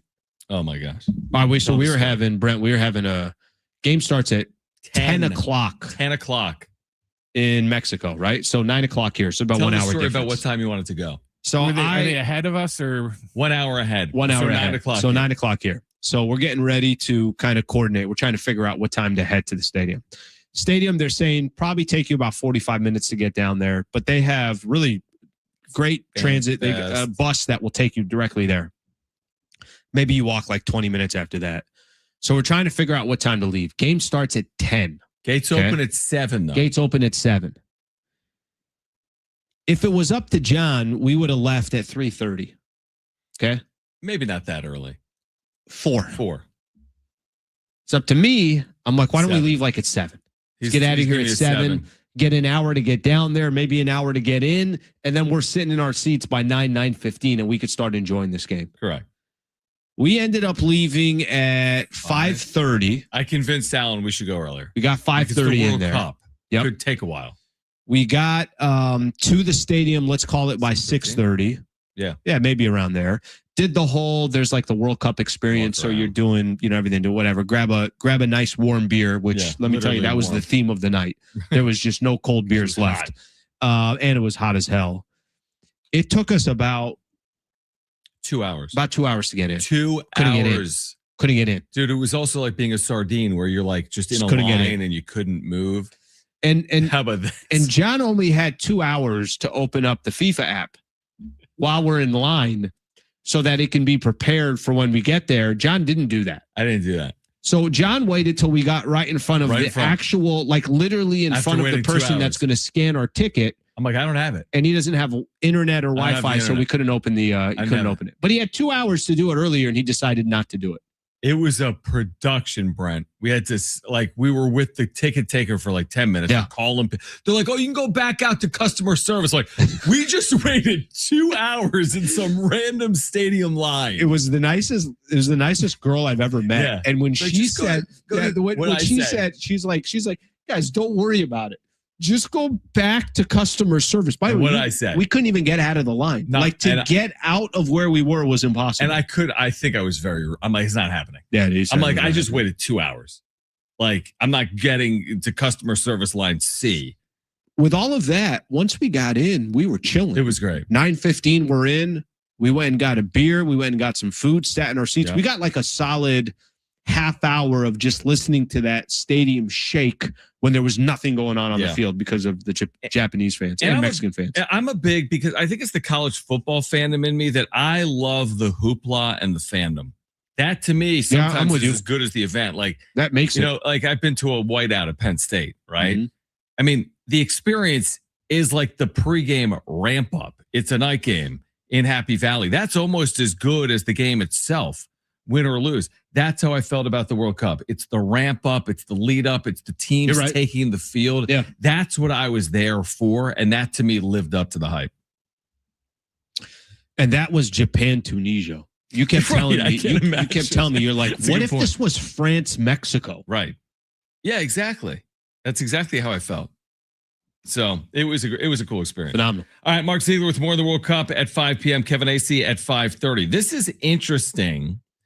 This comes from a press conference involving the UFL, the United Football League Championship game, and their owner, I think the name is Mike Rapoli. And off the cuff talks about the NFL and expansion. Listen to this. I think the NFL is doing 8 or 9 or 10 international games this year like crazy. They're adding an extra week, talking about 2 more expansion teams. You know, it's great for football. It's great for the NFL. It's great for college football. And it's great for the United Football League. That's never been publicly disclosed by the NFL, that they are currently in the market to expand from 32. The owner of this UFL franchise, who has ties to Tom Brady, by the way, said that the NFL, he just threw it in there, maybe by mistake, Alan. Maybe he knows something that others don't, that the NFL is interested in expanding beyond 32. What do you make of that? What kind of comes to your mind when you think? I will just say this. I think if you're any city in the NFL that has a team, and anytime San Diego's talked about, this is like a no-brainer. It's always said like, yeah, you know what, Padres. San Diego got screwed. Obviously, the city of San Diego got screwed. City of San Diego has nothing to do with, of course, the residents and these San Diegans that grew up in Alpine or in Carlsbad or in Chula Vista or whatever the case is, right? Sure. None of us had anything to do with negotiations, how much responsibility is in it for the city, how much responsibility is it at that time the mayor, how much responsibility, of course, goes on Dean's dumbass who goes up to LA and doesn't even have a stadium. But I think most people, anytime the NFL is brought up and you think of San Diego, there is this like, wait, why don't they have a team? Why don't they have a squad? What happened here? I think the question is, you know, and you always kind of look for things like this. Is there a way that San Diego can get back into the mix? We've talked about Midway Rising. What can a 16,000 seat stadium do there? Because that helped bring in an NHL team. Could it help bring a WNBA team? You and I are always kind of talking about what are different ways. This is an interesting, because it's the first time that we've ever heard it. Maybe this project in Chula Vista is the Hail Mary that you could have of trying to get an NFL team. Yeah, I mean, I do think the NFL will expand. Why? Because I think the NFL is in the business of creating more revenue. And the NBA is talking about... But the owners sharing money is what is always the issue there. But the influx, because the NBA... Why would the NBA expand? The NBA is wildly successful. But the NBA sees 7 to 10 billion per franchise, and you're right. You're splitting your TV revenue, but big 10 picture, billion times 2 is 20 billion. Mm-hmm. Divided by the 30 teams, you're getting in your pocket $667 million each. They'll all take it. If the TV cuts 20 million less per year, but I'm getting 700 up front, that's the next owner's problem. And I think too, just to stay on the NBA for a second, they're not going to do it unless they feel like this is the right market. This is a good return on our investment. Seattle is going to kill it if the Sonics get another team, period. Seattle's a good sports market. They got a stadium ready to go, and they have a history in the NBA. Las Vegas will be successful. It will be successful, but like I would debate, let's put it this way. And this is the problem of not having a stadium. This is the problem of San Diego right now. If you had to put, would you rather be in San Diego? Or would you rather be in Las Vegas? I think you can make an argument for both markets. I would tell you San Diego's a better market. I'm obviously speaking on not a fair conversation for me to be the one that's objective in this one. Right. However, they're going to be very successful in Vegas. Of course, they're going to be successful in Vegas, and that the stadiums are already there and they're built. So that's obviously the biggest difference. But to go back to what you just said, those two markets will play well for the NBA. If it's a conversation about cities, San Diego trumps most cities in the world. Unfortunately, it's never a conversation about cities. And here's what I think happens if the NFL expands. I think the NFL expands with 2 teams to London is what I think would happen. That's what I honestly think would happen. I think we're trending more towards that than St. Louis, San Antonio, San Diego, because I think they see 2 things. All the international games, they're spreading this game like wildfire. Yep. They see the success the NBA has had doing that, by the way, playing games internationally. Baseball doing it too. Baseball too. And I think if you add 2 teams in London, it gives you a pathway to like a division in Europe, where you have a team in Berlin and you have a team in Madrid, and now you got a division. But I think by pairing teams in London, you probably could make it work. And I think it gives you that pathway to some type of European division. And I think they see money. I think they see it as an access to additional money, which is what they care about. It's going to be tough to get back in the NFL business. It's going to be tough. It's going to be tough. It's going to be tough. And that's why, again, it's like you look back on it. We got so many reminders. Like right now, I'm watching games around the World Cup, and you see they're in Philly, they're in KC, it doesn't have to be the biggest markets in the country. We don't have to talk about New York and LA, just all these other markets. And it's like, you're going to tell me these games, you're not going to have a handful of games if we had a stadium down here in San Diego. It's going to be tough. It's going to be tough to get back into the NFL business. Yeah, we're just in Monterey. We're just in Monterey. I mean, what's the difference between Monterey right now and San Diego? Monterey's got a 53,500 seat stadium. Yeah. That's the difference right now. And that's how they ended up with World Cup matches. I think I really listen, there's no substance to this. It's just me talking out of my, I do think that the best opportunity San Diego has to there's 2 things that can be a complete game changer for SD. And that doesn't mean it's going to equal NFL. Mm-hmm. But Midway Rising and whatever comes with that arena and that project that they've talked about in Chula Vista. Yeah. I feel like Chula Vista, if there's a place as a San Diegan, you're clearly not building another 60,000, 50,000 seat stadium in Mission Valley. That ain't happening. As a San Diegan, I would love to see a stadium in Chula Vista. I think that's one of the best areas that truly represents the city of San Diego and is as loyal as can possibly be to the soil of San Diego. But again, I go back to it.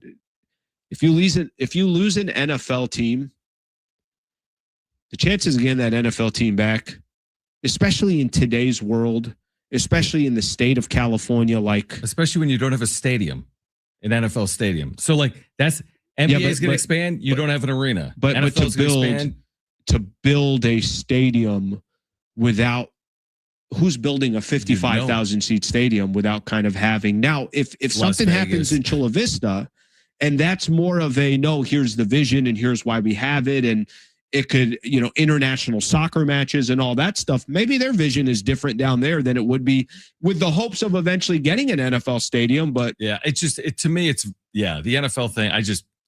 To your point, I think the ship has sailed. I really do, unfortunately, on the NFL. Back to the Padres, the argument to potentially sell at the deadline. What's good, Dean got a stadium up there. I mean, that was awesome. He did. He built that thing himself. He really flexed on everybody and got that stadium you were looking for. The argument to sell for the Padres on the other side, plus Mark Ziegler from the UT at 5. Kevin Acee, our Padres Insider, will join us at 5:30 here on Schaefer and Sliwa.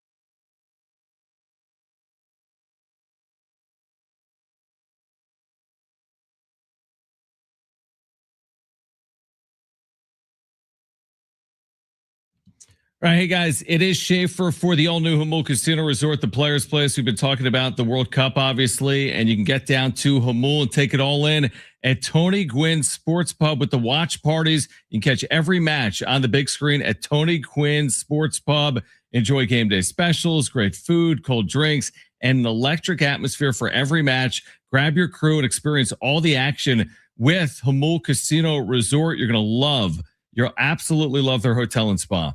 You can experience elevated luxury, refined hotel stay, rooftop relaxation, indulgent spa treatments, all the excitement of Hamul Casino Resort seamlessly brought together in one unforgettable destination. Take your stay to the next level with exclusive hotel packages crafted for the ultimate escape. And while you're there, enjoy all their dining options, including Hamul 23 with their lobster buffet every day, where you can enjoy all-you-can-eat lobster every day, plus dozens of other delicious stations. Start your morning with their new signature breakfast buffet, Monday through Friday, 8 to 10:30 a.m., featuring made-to-order omelets, fresh fruit, and sweet and savory favorites at the all-new Hamul Casino Resort, the Players' Place.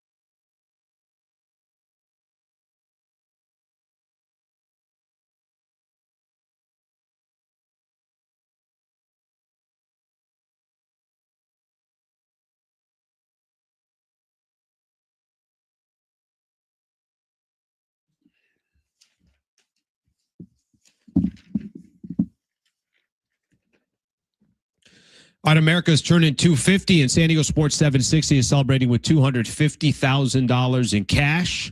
Listen for your chance to win $2,500 so you could take the ultimate American getaway. Visit the states, the cities, the landmarks, and national parks that make our country amazing. Win your share of $250,000. Just listen for the keyword, then enter it at sportssd.com. Your next chance to win is coming up after 5 p.m. on San Diego Sports 760. Mark Ziegler from the UT on Team USA. He will join us coming up at 5 p.m. Kevin Acee is our Padres Insider. He'll join us at 5:30. By the way, the last college event of the year is tonight, Game 3 of the College Baseball World Series between Oklahoma and North Carolina. Next on the docket for college athletics is San Diego State moving to the Pac-12 on July 1st. Then the next college event, I think, is 40 or 50 days away, whatever it is. But this is the last event of the year tonight, North Carolina and Oklahoma. So this is it? This is it. This is Game 3. Wow. College World Series final between Oklahoma and UNC. Winner is national champion. Oklahoma up 2-0. In what inning? Oh, in the second inning. Okay, so speaking of baseball and the Padres, back underway tonight at home. The homestand begins. It's the Braves for 3. It's a day off, and then it's the Dodgers for 3. We went down the hypothetical earlier, and we get it. It's early to have the conversation about buying or selling. But under the theory, like you said. Kind of early? Kind of early, but it's still June. I mean, they're not going to make a decision, obviously, to sell right now. And I don't think they're really making a decision to buy right now either. But if we get there and it's just not right for whatever reason, team's not playing well because they haven't been, and they should be selling, what are the benefits of selling? Do they have the pieces right now that would allow them to acquire what is necessary? They have players with 2 or 3 years of control, or reasonable contracts? Like, how do you think it would play out if their hand was forced to sell? So if the question is what are the benefits, I think the benefits are that you're making a decision that the window that we felt like we had of trying to compete for a World Series, the window is closed. And it doesn't mean that you can't in the offseason try to tinker with things, and you could still have Tatis here and still have Machado. But I think that this iteration of the Padres, kind of that chapter is starting to close. Now, can you really close a chapter if you still have a lot of those main players? Probably not.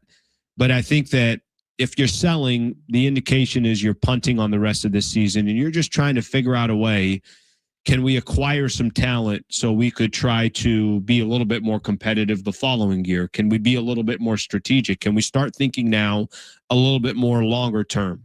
I think the Padres they're like that, Padres definitely live for today and they're not all that concerned about tomorrow.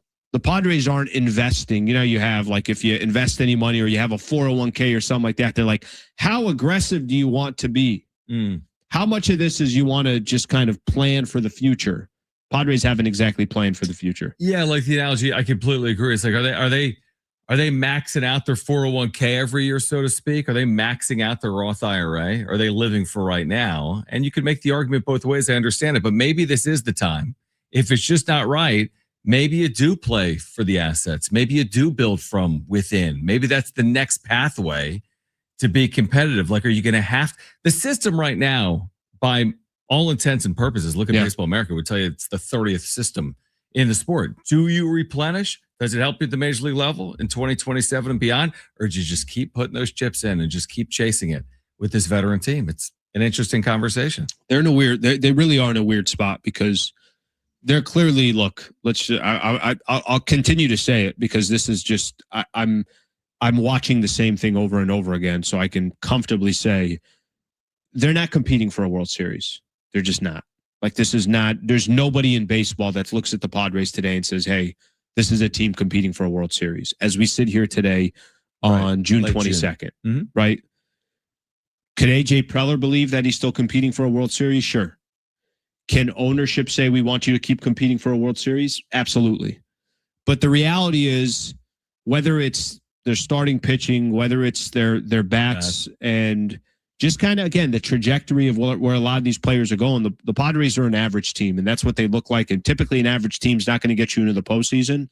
They've been fortunate that there's also a lot of other average teams in there that keeps them in the mix. Yeah, and these two, like, I think I headlined the video on YouTube today, like, season on the brink as this stretch begins. I think it's accurate. Yeah, I think if you to make that point, I don't think that's dramatic. Yeah, I really don't. I mean, I think if this stretch of 20 games where you're playing the Dodgers and the Braves, 10 of them, I think if you do go like 8-12, you're in a really unfavorable spot. I mean, you're well into the second half of the year. You're under 500 at that point.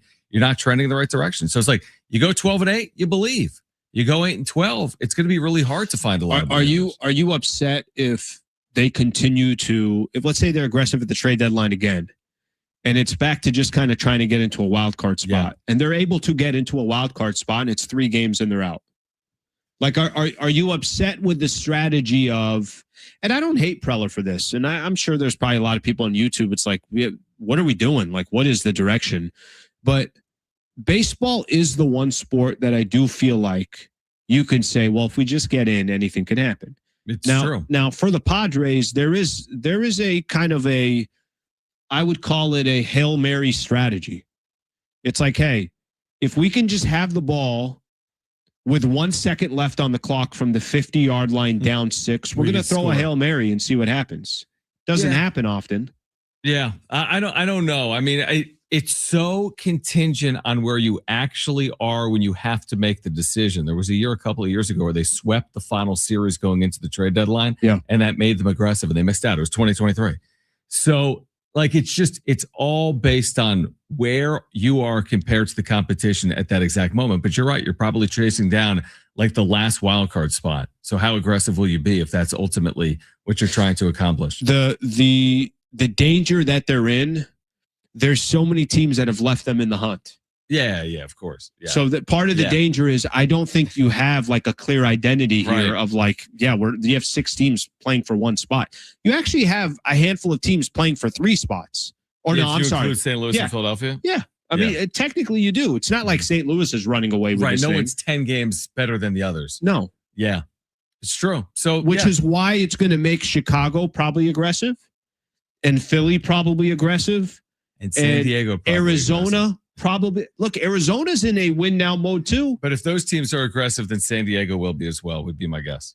I'd be surprised if those teams were aggressive and it was the Padres that were putting their foot on the brakes. That's how I see it. But I could be wrong. We'll see. Kind of picture perfect. I mean, the Dodgers in this division, not that it matters but look at the teams all competing within the division just to be second. Yeah. San Francisco's a dumpster fire. Yeah. The Rockies are a dumpster fire. And you got Padres in Arizona that really to truly compete with the big boys, it's going to take a miracle. Yeah, it's probably true. All right, Kevin Acee is going to join us at 5:30 with more on the scuffling Padres. But Mark Ziegler on the other side, Team USA to the knockout round of 32. We'll get his thoughts on Team USA in the World Cup on the other side. Again, Kevin Acee at 5:30, hour 3. Schaefer and Sliwa coming up next on San Diego Sports 760 and live on the iHeartRadio app.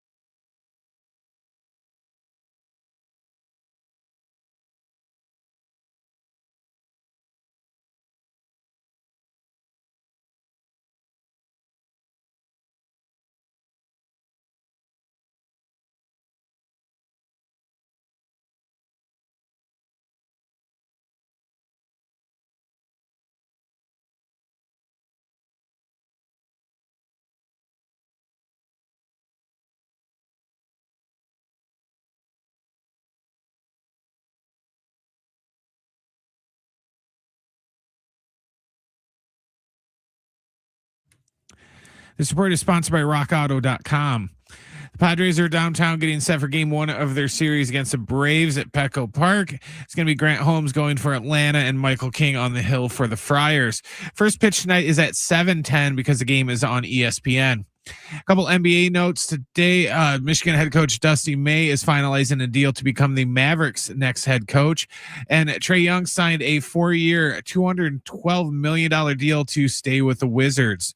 We got one World Cup final from today. Argentina beat Austria 2-0. And big shocker, they're still in the weather delay. France is leading Iraq 1-0. A failed strut can turn any drive into a rough ride. When it's time for repairs, Rock Auto makes finding the right part easy. Shop the name brands at lower prices and have parts shipped directly to your door. All the parts your car will ever need, Rock Auto.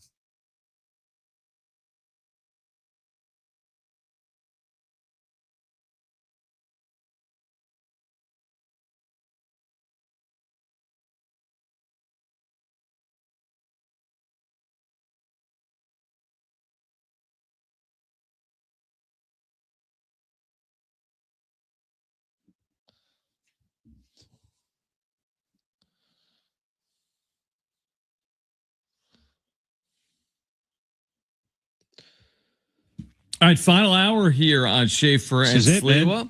And great to start it off with Mark Ziegler from the Union Tribune, who's done a great job covering, of course, San Diego State's men's basketball program, but additionally, the World Cup going on. Of course, you catch him on Olympic coverage throughout the course of the years as well. And he's back with us right now on Schaefer and Sliwa, San Diego Sports 760. So, Mark, let's just start with Team USA. We'll get to their pathway moving forward, but let's start with how impressed you've been by their quality of play. What has stood out through two matches from USA? And thanks for hopping on.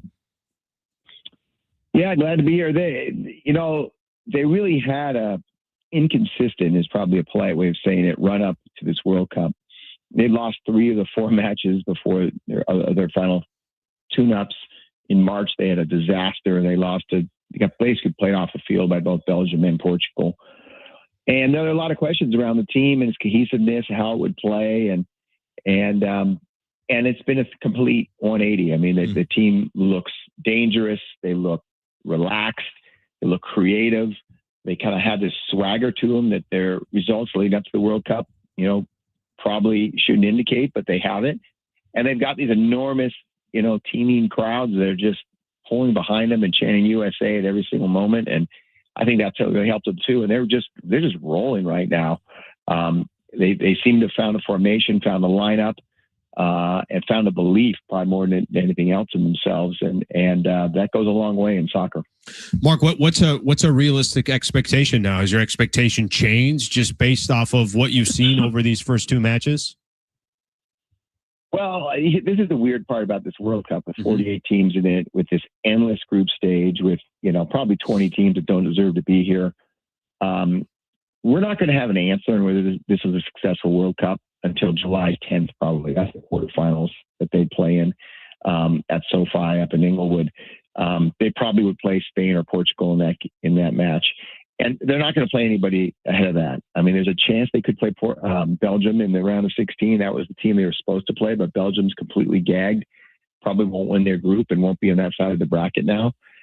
And they just had this path cleared for them. And so while they're going to win all these games, and they really should, if they don't, then it's a disaster. But they really should win all these games and win them easily, their first 5 games of this World Cup, to get to the quarterfinals.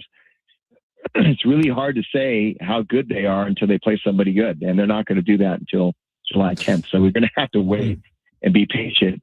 And the danger is that all this expectation grows and builds, and all of a sudden you get to that game and maybe you don't win it, and the balloon pops. But that's just the weird World Cup. In a normal World Cup, you'd have somebody really good in your first round group.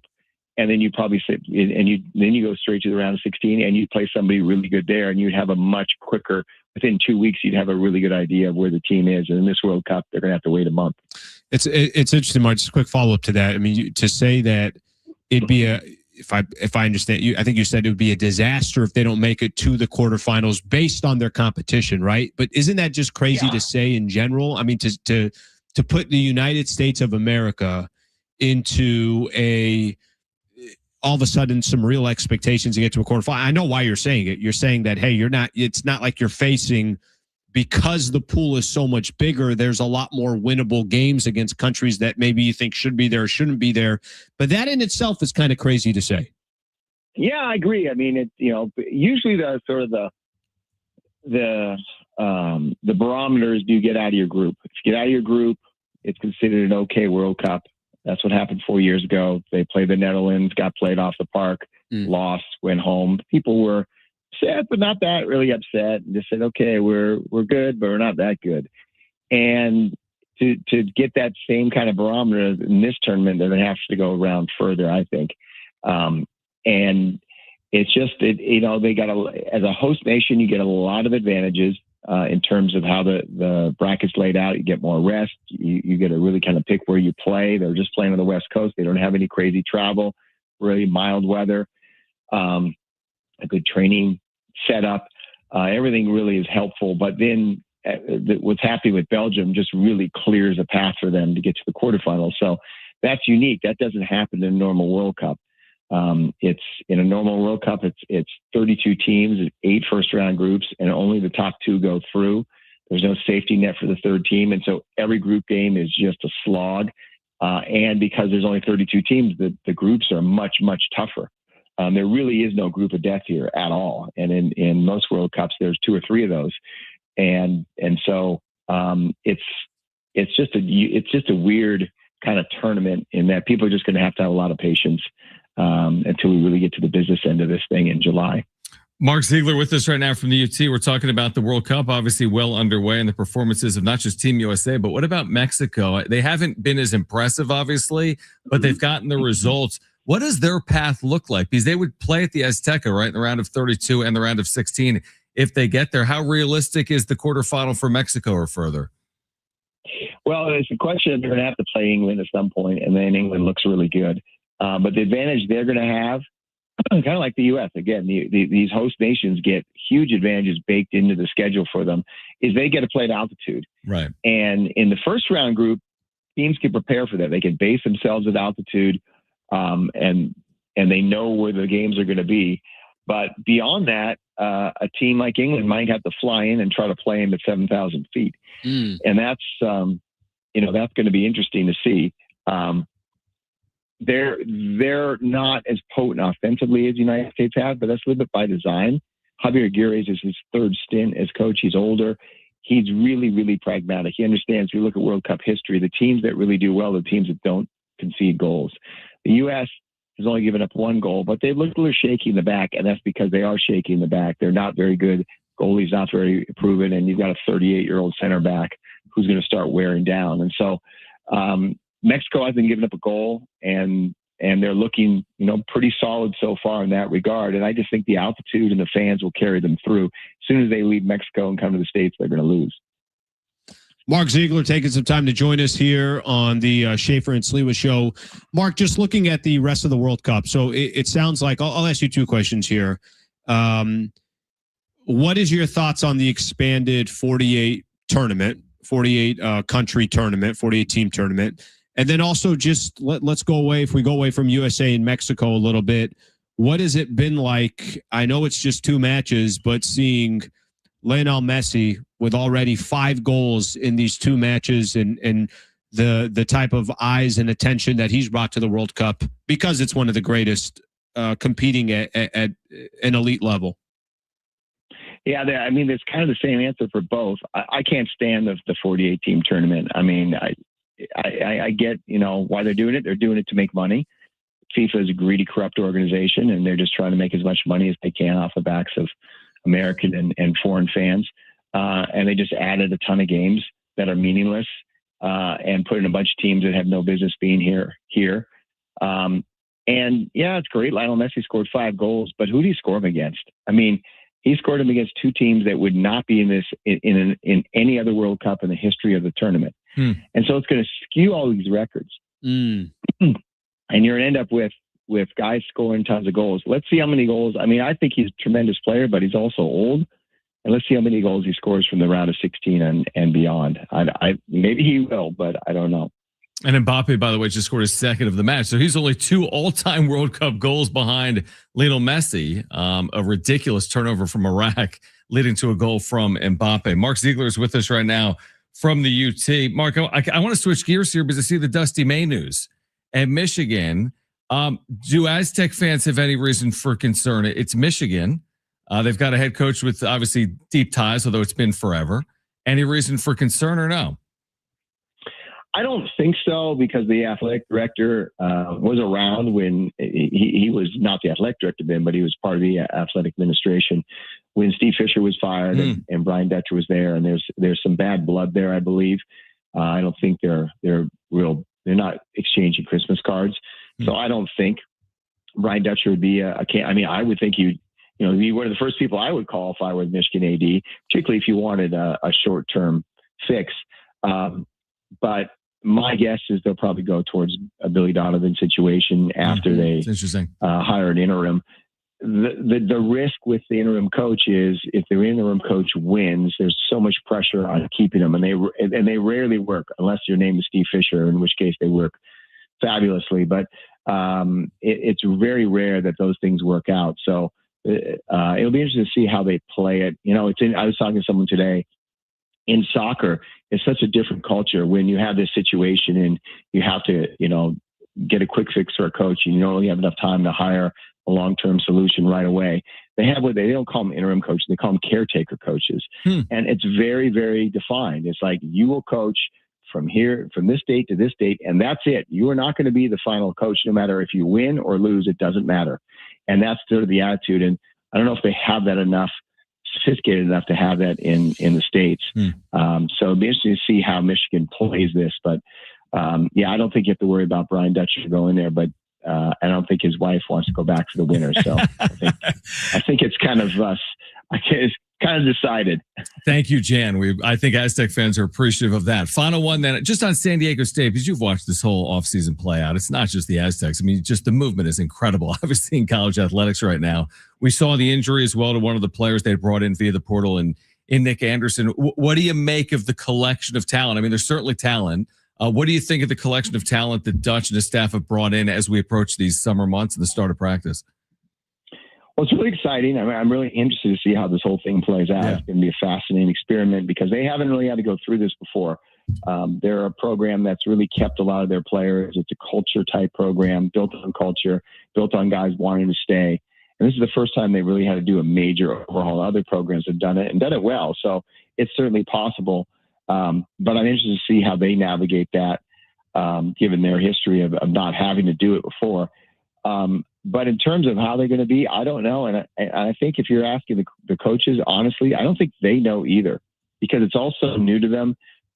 Not only is it new in terms of having a large number of new players, unfamiliar with the program and how they play defense, et cetera, but it's foreign players who they really haven't had European players on this team that have come straight from Europe. And those guys have been pros for 3, 4, 5, 6 years. And so coaching them in many ways will be easier, but in other ways, it's just different. I mean, these aren't college athletes. These are professionals. And so I think there's going to have to be an adjustment and sort of a growth curve there. And I'm fascinated to see how it all works out. I think the big concern now is getting those guys, the European guys, cleared by the NCAA. It's been a really slow process for not just the state, but everybody in the country. And we're getting pretty close to that first week of July when they typically report and start practice. And I'm not sure they're going to have everybody there ready to go. So it might take a little bit longer before we see the whole team. Yeah, it's going to be, I'm with you. I think it's going to be fascinating to see how it all does play out for SDSU and beyond, obviously, in 2026, 27. Mark, we appreciate the perspective and the time. Always great stuff for our listeners. So thanks for doing it. Thanks, Mark.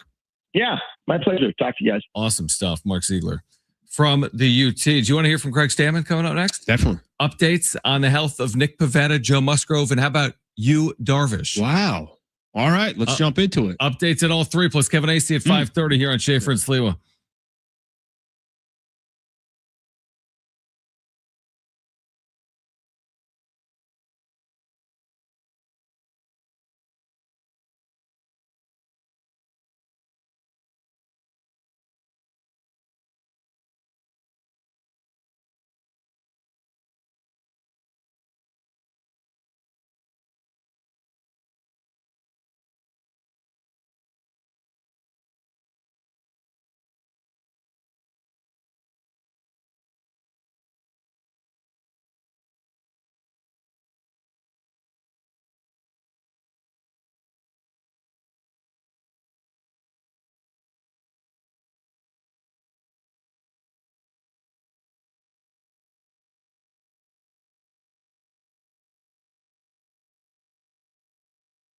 All right, hey guys, it is Schaefer again for my friends at the all-new Humboldt Casino Resort, the Players Place. And speaking of the World Cup, they've got watch parties going on right now at Tony Gwynn's Sports Pub. You can catch every match on the big screen at Tony Gwynn's with their watch parties. Enjoy game day specials, great food, cold drinks, an electric atmosphere for every match. Grab your crew, experience all the action with Humboldt, and make sure to get out to their hotel and spa, of course, this summer, where you can experience elevated luxury, refined hotel stay, rooftop relaxation, indulgent spa treatments, all the excitement of Humboldt Casino Resort seamlessly brought together in one unforgettable destination. And now you can take your stay to the next level with exclusive hotel packages crafted for the ultimate escape. And while you're there, you'll love their dining options, including Humboldt 23 with their lobster buffet every day. Enjoy all-you-can-eat lobster every day, plus dozens of other delicious stations. You can start your morning with their new signature breakfast buffet, Monday through Friday, 8 to 10:30 a.m., with made-to-order omelets, fresh fruit, and sweet and savory favorites at the all-new Humboldt Casino Resort, the Players Place.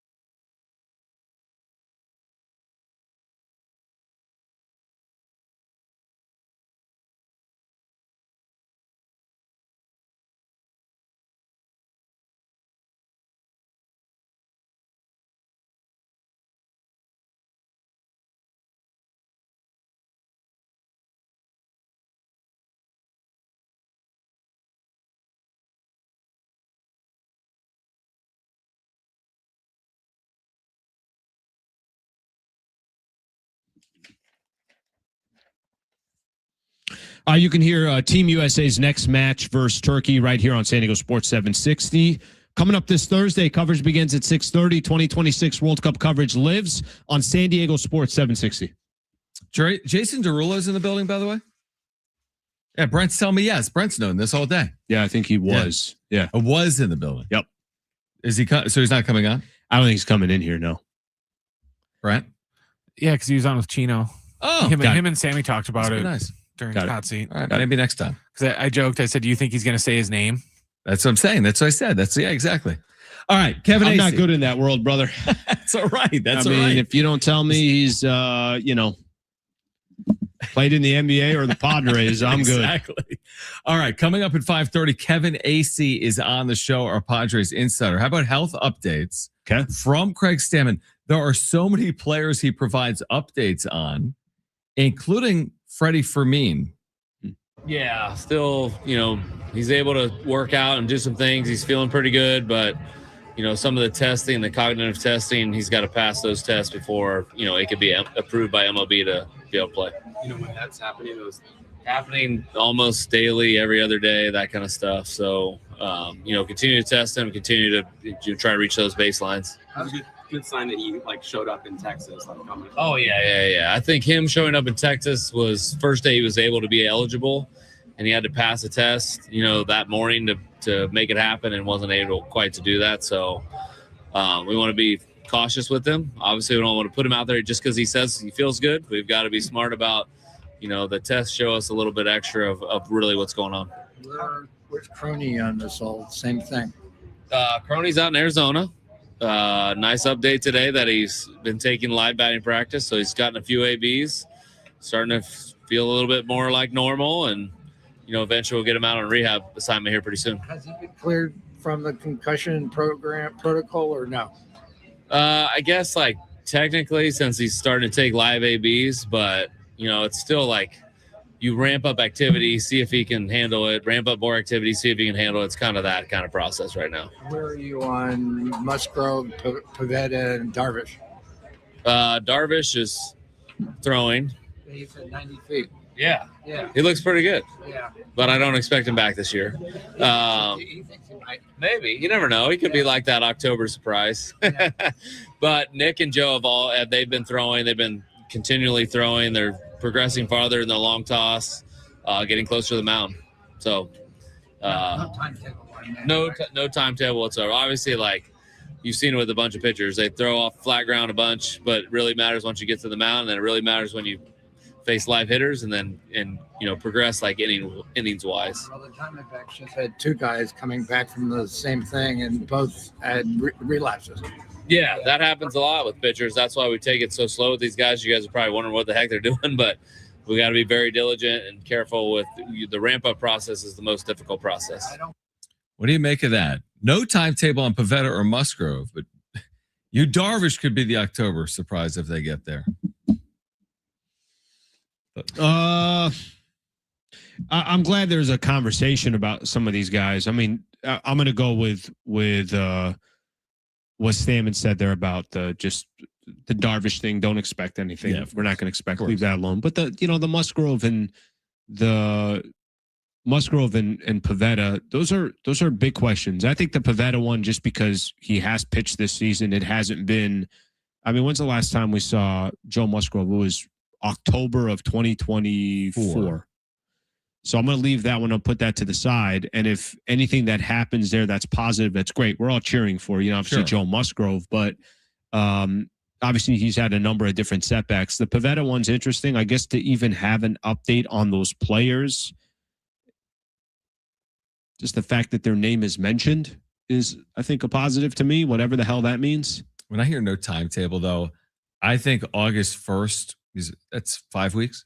Yeah. 5.5 weeks. Yeah.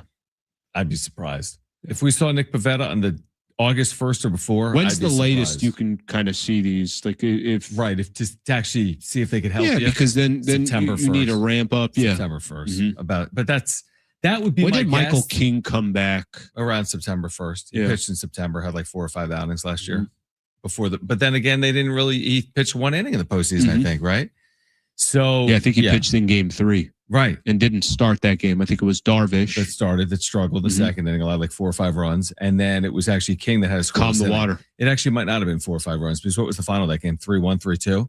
I think he let 3 runs in the second inning, and that was basically what the Cubs scored. But we'd have to go back and look at that game.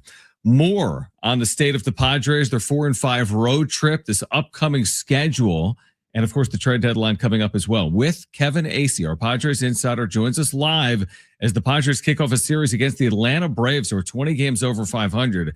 That tonight at 7:10 at Petco Park. Kevin Acee, our Padres insider, joining us next on Schaefer and Sliwa, San Diego Sports 760, live on the iHeartRadio app.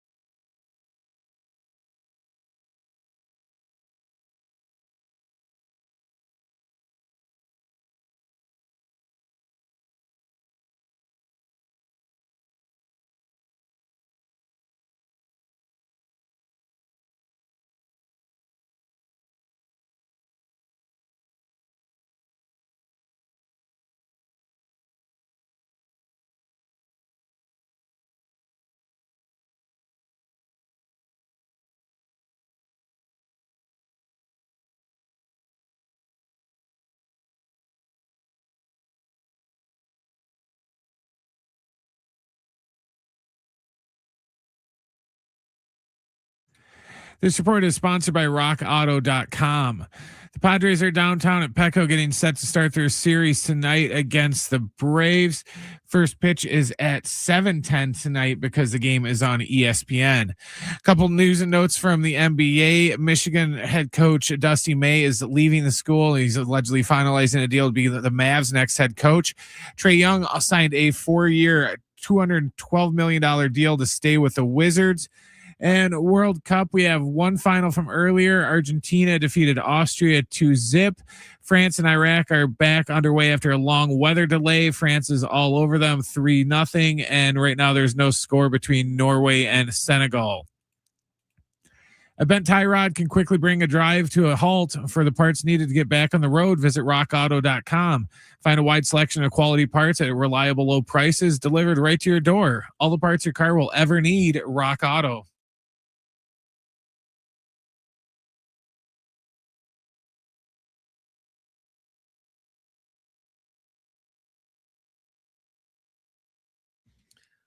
All right, Kevin Acee back from that lengthy road trip. Padres go 4-5, and now the really challenging stretch begins just from a scheduling perspective. Atlanta tonight, the first of 3, and then, of course, the Dodgers at Petco as well. So Kevin Acee is our Padres insider. You wrote today, Kevin, and you have been writing about some of the starting pitching troubles for the Padres.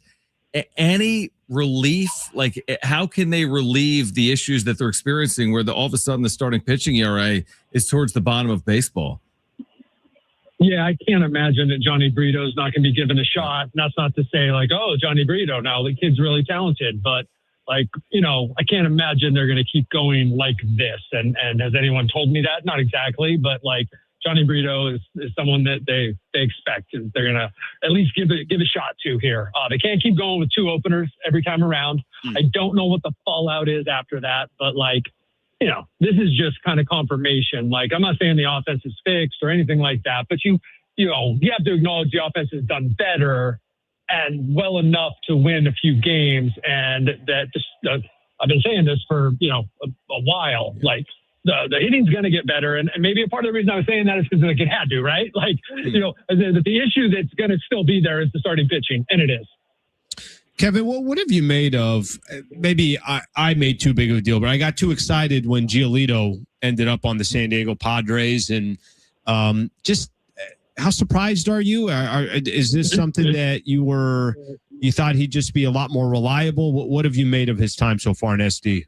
Well, certainly after his first start, you're like, oh, okay, all right. I mean, the guy doesn't have the velo. Okay, there's a reason people didn't sign him. Okay, but he knows how to pitch, right? He's gonna help to keep you in games, okay? And then second game, okay, yeah, kind of, okay, got it. Like, there's some real good stuff here. And maybe there still is, but, like, you can't be throwing that stuff in the zone, though. When you are having to keep your changeup in the zone, which is his best pitch, because he can't do anything else. He doesn't have the velo to, like, be able to get past anyone. Even with maybe like a perfect pitch, you're just not going to be effective. So I don't know what the fix is there. I'm not a pitching coach, but I've seen them working on quite a few things. I love this, to be honest, because like, it's totally cool that you thought that. But like, it's funny because everyone wanted Giolito. That was going to be it. Got to get Giolito. And you know what? The next time the Padres are in a pinch and there's some guy out there who's just a guy, everyone will be clamoring for that guy because we never learn our lesson, do we? Now, it's okay. These guys went and got Giolito. They're going to pay him $3 million or whatever. I mean, that is what it is. It's the cost of doing business. I applaud the move. And, I'm not saying that he's washed, but like, he was what he was. And that was like some caution that I would have, that I gave at the time was like he may come in and eat innings. And yes, the answer to that is I did expect him to come in and eat innings, and he can't even do that now. Yeah, it's certainly troubling. It'll be interesting to see, honestly, where they move with him in the second half of the year if this continues. Kevin Acee is our Padres insider with us right now on Schaefer and Sliwa. I think, we did just hear Craig Stammen say there's no timetable on Nick Pivetta or Joe Musgrove, and you've been writing about this. But at this point, you're looking at August at the earliest, right? Just based on a calendar, and that might be optimistic. Yeah, they're like Nick could be back, say, late July. No one is saying that when I talk to different people including the pitchers. And Nick is not really interested in talking about it. He's like the guy. Well, we'll talk when I get back. I mean, he'll talk. He's a nice enough guy. But anyway, Right. he could be off a mound here in a week and a half. Then he could be at a rehab assignment second week of July. He could make 3 starts and be back the last week of July. Those are some pretty big could be's. We're looking at August. We're looking at mid-August. That's when we're looking at Joe. Joe could be thrown off a mound, all-star break. And then you got to get into rehab and all that. So, yeah, like it's too late for you to be going. The timetable, this unofficial murky timetable, is way too in the future for them to be considered any sort of rescue for this rotation. Kevin Acee, our Padres insider, joining us here on the Schaefer and Sliwa show. Kevin, I think we counted maybe 20 games now before the All-Star break. We know the matchups: Atlanta, LA for 7, Arizona, Toronto, Chicago. So it's going to be an interesting stretch here. What are you hoping for? I mean, and I say that obviously you're covering the team, and here's a squad that just faced some very winnable teams on a 9-game road trip and came back below 500. What are you hoping for over this stretch here? Is it just literally keep your head above water by the time you get to the All-Star break? I think it is. I do. And I say that like the way that this rotation is throwing, and that's not to say like Michael King is capable of being the number one. And Randy Vasquez is obviously capable of keeping you in games. Walker Buehler, absolutely capable of keeping you in games. Like they can be a benefit, but with this rotation, it's like, wow, those are some good offenses, man. And now they're fortunate. I think they're catching the Braves at a decent time. And they're also, it might be the first team all year they've missed their best pitcher or best pitchers. And so that's not to say that these guys that are going to come in here and shove on the Padres. But I believe still that the Padres offense could, if it plays like it, and I realize that's a capital IS, but if it performs like it should, that's not an issue. I believe Padres can play with anyone. I still believe that. But given the whole state of the team and the starting rotation and the fact that the offense has had virtually no consistency, because they've been really good games lately, but no consistency. Keep your head above water would be like, oh, wait, you're telling me that you are, okay, what are they, 2 over right now? Yep. You're telling me you're 2 or 3 over at the All-Star break? Yeah. You know what? You did really well to do that, and you got close enough that based on whatever that looks like, what's going well, what's not, you make your choices and you go for it at the trade deadline. I think that's, at this point, like, that's a win. I mean, at the end of this week, they go 2-4. That's 500, right? They're at 500. They'll go 2-4 this week. Kevin, you said going for it at the trade deadline. What's your definition of going for it at the trade deadline? How would you describe that based off of your experience or whatever your interpretation of that is? Yeah, thanks for asking, because like I make it sound that's like, oh, boring, got to go get Scuba, got to rental and then trade the farm. No, that's not necessarily it. That's why I did try to qualify it with like however it is that you were able to play well enough to be at 2 or 3 games over 500 at the trade deadline, because, oh, wow, the offense came through. Well, it's clear you've got to go get yourself. And now at that point, I do think that they owe it to the fans that are showing up, or at least that bought their tickets, not showing up quite as much anymore, but that bought the tickets and that want to show up and support this team. That you owe it to them to go get a starting pitcher. And I do think that you would have the capital to do that, and you need to do that. And that means a starting pitcher that like is, Michael King or better, that is a rental. And I don't know what those prices are going to be, though. I'll tell you that. Is it a seller's market? Probably, because there seem to be a lot of contenders. So I don't know exactly what that is, but I do trust that AJ Preller is going to have something up his sleeve. So it means not making a nominal move that says, oh, yeah, we kind of went for it. And we're all going, wait, no, you didn't. Like, no, it's going to it's got to be pitching help. I'm sorry. Like, and that's why you need to understand where your offense is at by the trade deadline, because this offense has the pieces that are supposed to be good enough. That doesn't mean they don't need to go get another left-handed bat. I'm just saying, like, this really is about bolstering that starting rotation. And the funny part about that, right, is we knew that going into spring training, right? Like, So, and then I think maybe they fooled us a little bit. Ooh, is Randy Vasquez at number 3? Ooh, is Randy Vasquez at number 2? And obviously we didn't know Pavetta would be hurt and all that. It's clearly about this rotation if this team's going to have any chance of contending. Now, I say that because the offense just has to be better. It's interesting. You wrote about this too. Kevin Acee is with us right now, our Padres insider. To speak on the offense for a moment, is the damning part of the offense that it's not that they've struggled against good pitching. There's a lot of teams that struggle against good pitching. It's that they've been so wildly inconsistent against even average or below average starting pitching. That's the part to me that is most frustrating. Is that fair? Yes, they're the team that proves, oh, he's in the major leagues, he's a good pitcher. That's freaking true. That is true. Almost every one of these guys, certainly a guy who's throwing 98, almost everybody's capable of doing what Dustin May did once, right?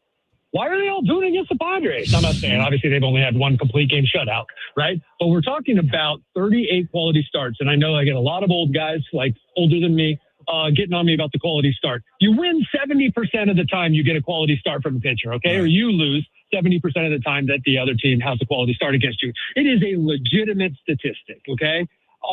38, and that's not 38 in 76 games. That's 38 in 71 games because they've had 5 openers go against them. So, and why is there those guys that have, I think I've worked it out, I've taken these pitchers who have like a combined 4.20 ERA and they have a combined 3.20 ERA against the Padres. I'm just saying that guys that are mediocre are pitching better than mediocre against the Padres. Yes, John, that's the answer to your question. That is the disappointing part. They were shut out by Mizrachi for 7 innings. They won that game. They've actually done pretty better. They've done better than average in games where they've had a quality starter, or even a 7 innings and 1 run, or 7 innings and no runs. They've had a lot of practice doing it though. They've got to figure it out.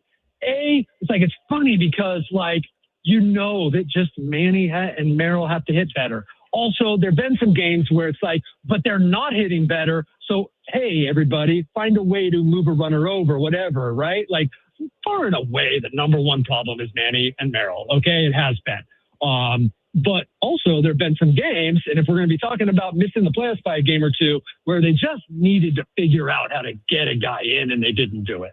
It's a good observation. Kevin, final one from me. Just the Tatis front, just seeing what he's done here over this pretty good sample size, right? I know the power's still not there, but he's doing everything else. What have you made of his contributions? It's a hell of a player who might always just be fodder for us to talk about all the time because of why isn't he more? Why isn't he this? And it's valid question. And Tatis thinks that he's more, but he's a hell of a player. It could have been the difference yesterday. I'm not saying he shouldn't have arrested him or should have arrested him. Everybody needs a rest. But he is just a hell of a player is what I make of it. I think he can, honestly, the way he's playing now, I'm almost surprised. I would be almost surprised if he didn't hit 300 this year. Now, will the power come around to a further extent? But the way he's hitting the ball, I'd be surprised if he didn't hit 300 this year for whatever that's worth, just watching how it's playing out in real time. He has that ability when he's locked in to be that guy. Now, he's not supposed to be that guy, right? They're supposed to be like a shift, right? Okay, boom, I need a double here, I need a home run here, whatever. Right? That's what he's supposed to be. But he has, oh my gosh, this guy has the power, the ability to be like Luis Arraez with athleticism. Yeah, not sure we were looking for that, to your point. That's the unique part about Fernando Tatis Jr. Kevin, appreciate it. We'll do it again on Wednesday. Right on. Talk to you later.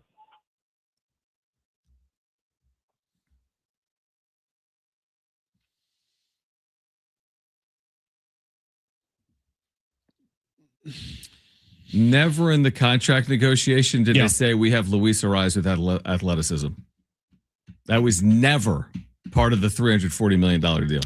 That conversation was going to be, I didn't know we were going to link those two players. But, unfortunately, there is a little bit of, obviously, always getting on base, things along those lines. Yep. No power. 2 home runs. How many home runs does Arraez have right now? At least one. I know that. Oh, I'll tell you right now. You'll tell me on the other side. We're here until 6 on Schaefer and Sliwa.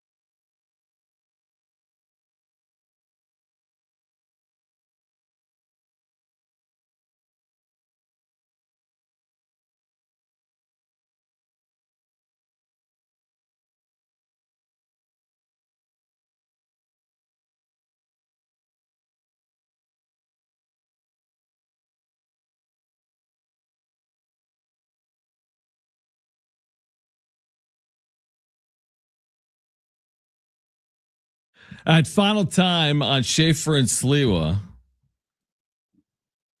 Can you just say like Not final ever. hour? Can you just say final hour of the show? Because you're right. Final segment of the show. Final time today of Schaefer and Sliwa. Did you have something you wanted to share with us? Oh, you asked how many home runs Luis Arraez has. So Toddy with 2. Luis Arraez 29 in the home run derby with 3. He's got 3. He's got 3.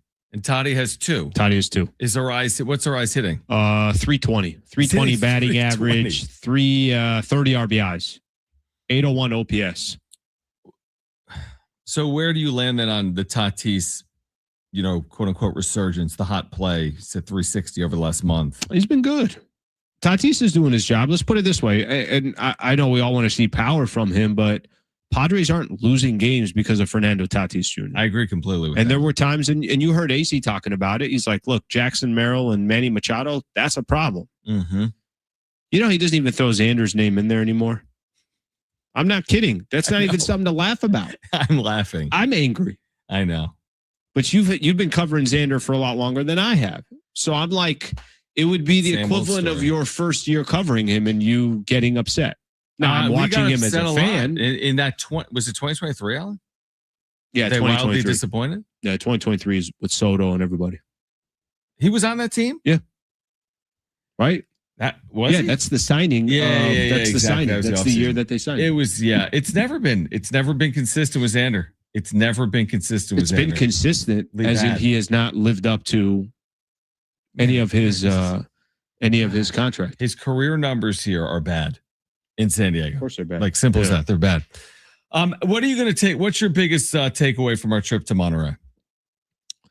Our biggest takeaway from our trip to Monterey is I yeah. want to get back to Mexico when Mexico is playing and figure out a way to just be in that environment. I'm So not you kidding. love that environment, the passion, the energy. Environment was awesome. Yeah. We had somebody telling us we didn't hit on it enough. We got to get to games in Tijuana because I think we'll get a taste of. By the way, that's not to say SDFC you can't catch an environment. That's not to say obviously here in the States you can't catch an environment. Of course, but the environment in Mexico it's just different. So my biggest takeaway is it created this urge to want to go back to Mexico for another soccer game. That's what it created. My takeaway is they have a restaurant of Mexico. Of Mexico. Yeah. They have a restaurant called Starbucks. It was spectacular. Yeah. I think we went to Starbucks 7 times. Why? Let me ask you this question. Why were there, and it's very similar to the States here, but like at the airport, there was a Starbucks and then Next like to within maybe 100 yards, there was another Starbucks. Actually, my favorite feature Yes. of Monterey was The the Chili's? Chili's on one side of Chili's. the street. Yep. Competing against the Chili's on the other side of the street, both open. Now, let me just Both say open. this. Let me just say this. It was a major street. Major thoroughfare. So maybe some people are going It's in like one a direction, freeway, want Chili's. right? People going in the other direction. want Brent, I'm Chili's. not kidding to you when I tell you that there's the GM of that Chili's can look across the street and stare at the GM of the other Chili's. Is Chili's like? Do you even need Chili's in Mexico? I feel like they have a lot of. Oh, good you gotta have offerings Yeah, you already have to with have. Mexican I mean, food. Chili's is. It's like I don't know how you can. Let's just say the people demanded Chili's and demanded 2 of them across the street from each other. That must have been what it was. The people spoke.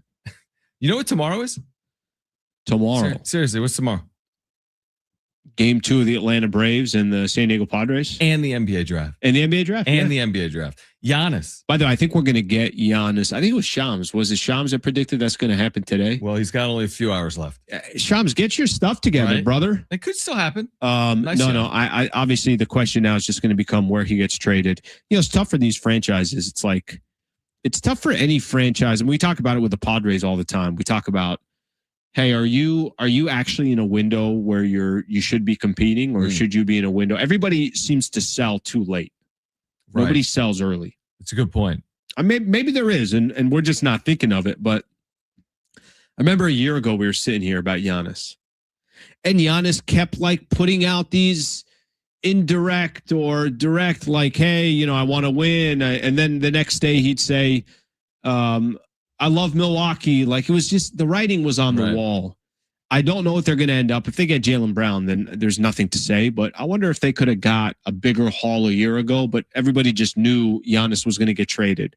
The whole NBA draft, there's a little bit of the NBA won't start until this Giannis stuff is figured out. Once the Giannis stuff is figured out, I think there'll be a trickle down effect with the rest of free agency. I want fireworks tomorrow night. I want big trades. You might get them today. I want over the next 24 hours. I think we'll get the big stories. There's a hype machine to it. Who goes number one? We don't even know who's going number one overall. That's somewhat of a rarity. The day before an NBA draft, right? Like last year, you knew Cooper Flag was going number one overall. This year, you've got Peterson, you've got DeBonsa at BYU. We don't. 1 hour ago, Shams league-wide belief right now is that BYU's we know AJ DeBonsta is who's being looked at strongest for that number one overall pick with the Washington Wizards.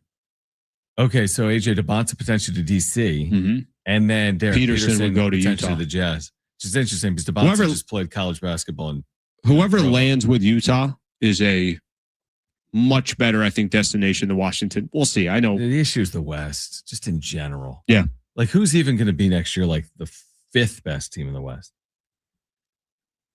Like like where's the high ceiling on the Dallas Mavericks with Dusty May and Cooper Flag? Where's the high ceiling on like any of these teams? Like how are you finishing higher than 4th in the West with the?